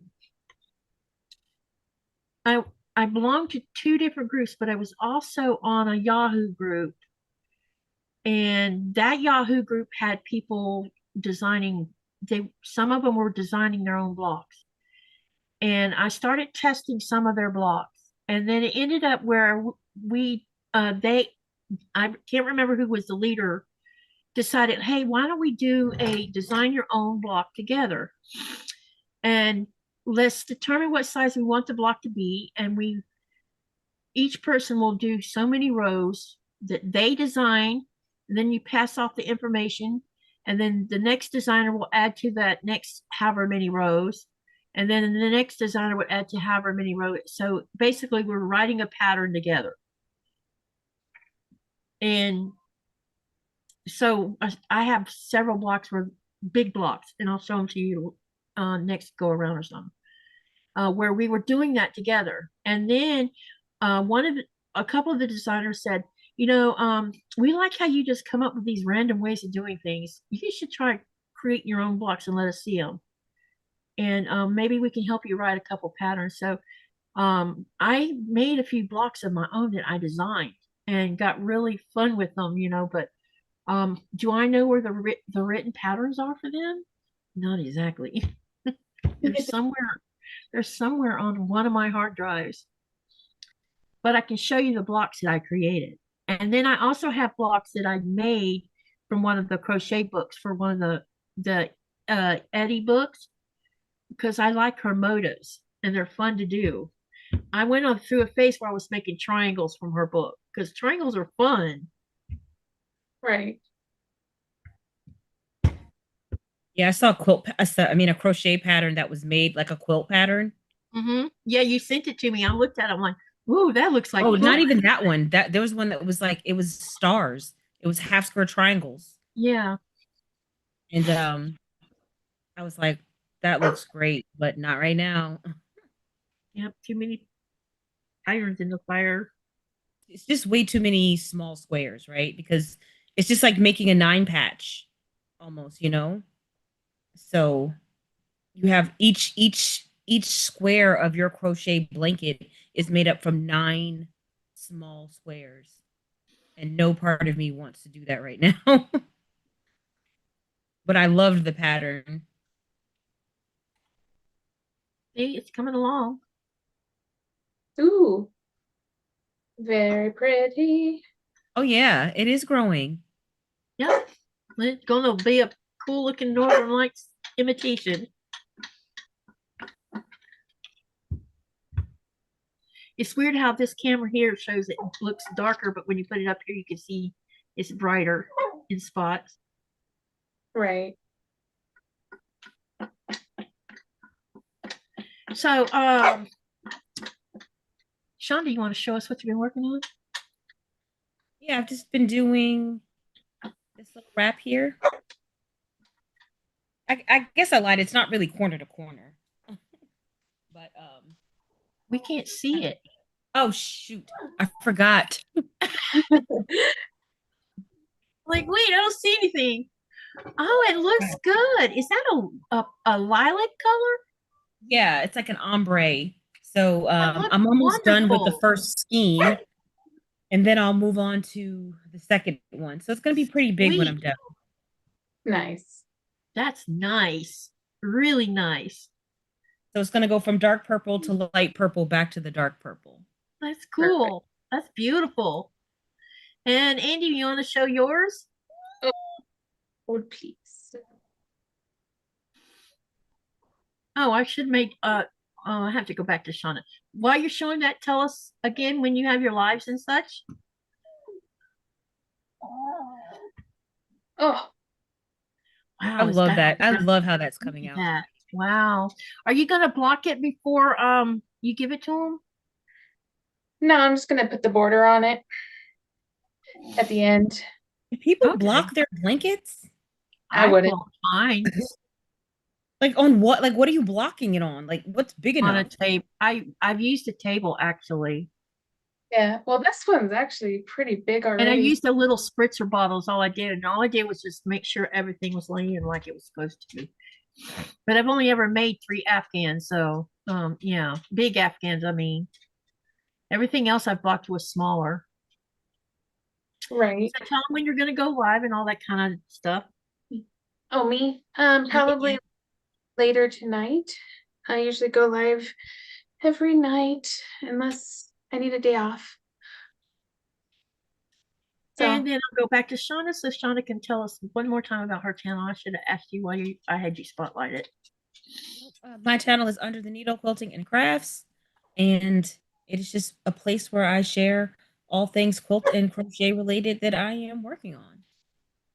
Yep. Y'all go over there. If you're not subscribed to their channels, go subscribe, share the love. Okay, and my next live is going to be Thursday. Do I know what I'm working on? Oh, we're gonna work on Katie's Creative Chaos quilt along that we've been doing since February. It finally got a name. Also, while I'm thinking about it, I posted a poll over on the community tab about giving the group, all y'all, a name. So I only had 2 to put up there. So go over and do the poll. And if you have a different name you want to share, I can add it, redo the poll. I don't know, something. Anyway, go over there and do that. See, the Thursday's live is at 4:30 Eastern Standard Time. Thank you, everyone. Wait a minute. Rita says, she says, I have to get out my big 100-year-old cast iron skillet. I love that skillet. And then she says, you know that any block you make for fabric blocks can be made with crocheting. Yeah. And the dog is being a pain. Can you hear her? So anyway, see you guys on Thursday at 4:30 Eastern Standard Time. Thank you, Andi and Chaunda and Amanda, for coming. I appreciate y'all, and I'll see all of y'all crocheters on the next crocheting live next month. And everybody, remember to live, laugh, love, and dream. And what do you do with all that? You make something beautiful. Good night, everyone. I'm listening to a dog whine.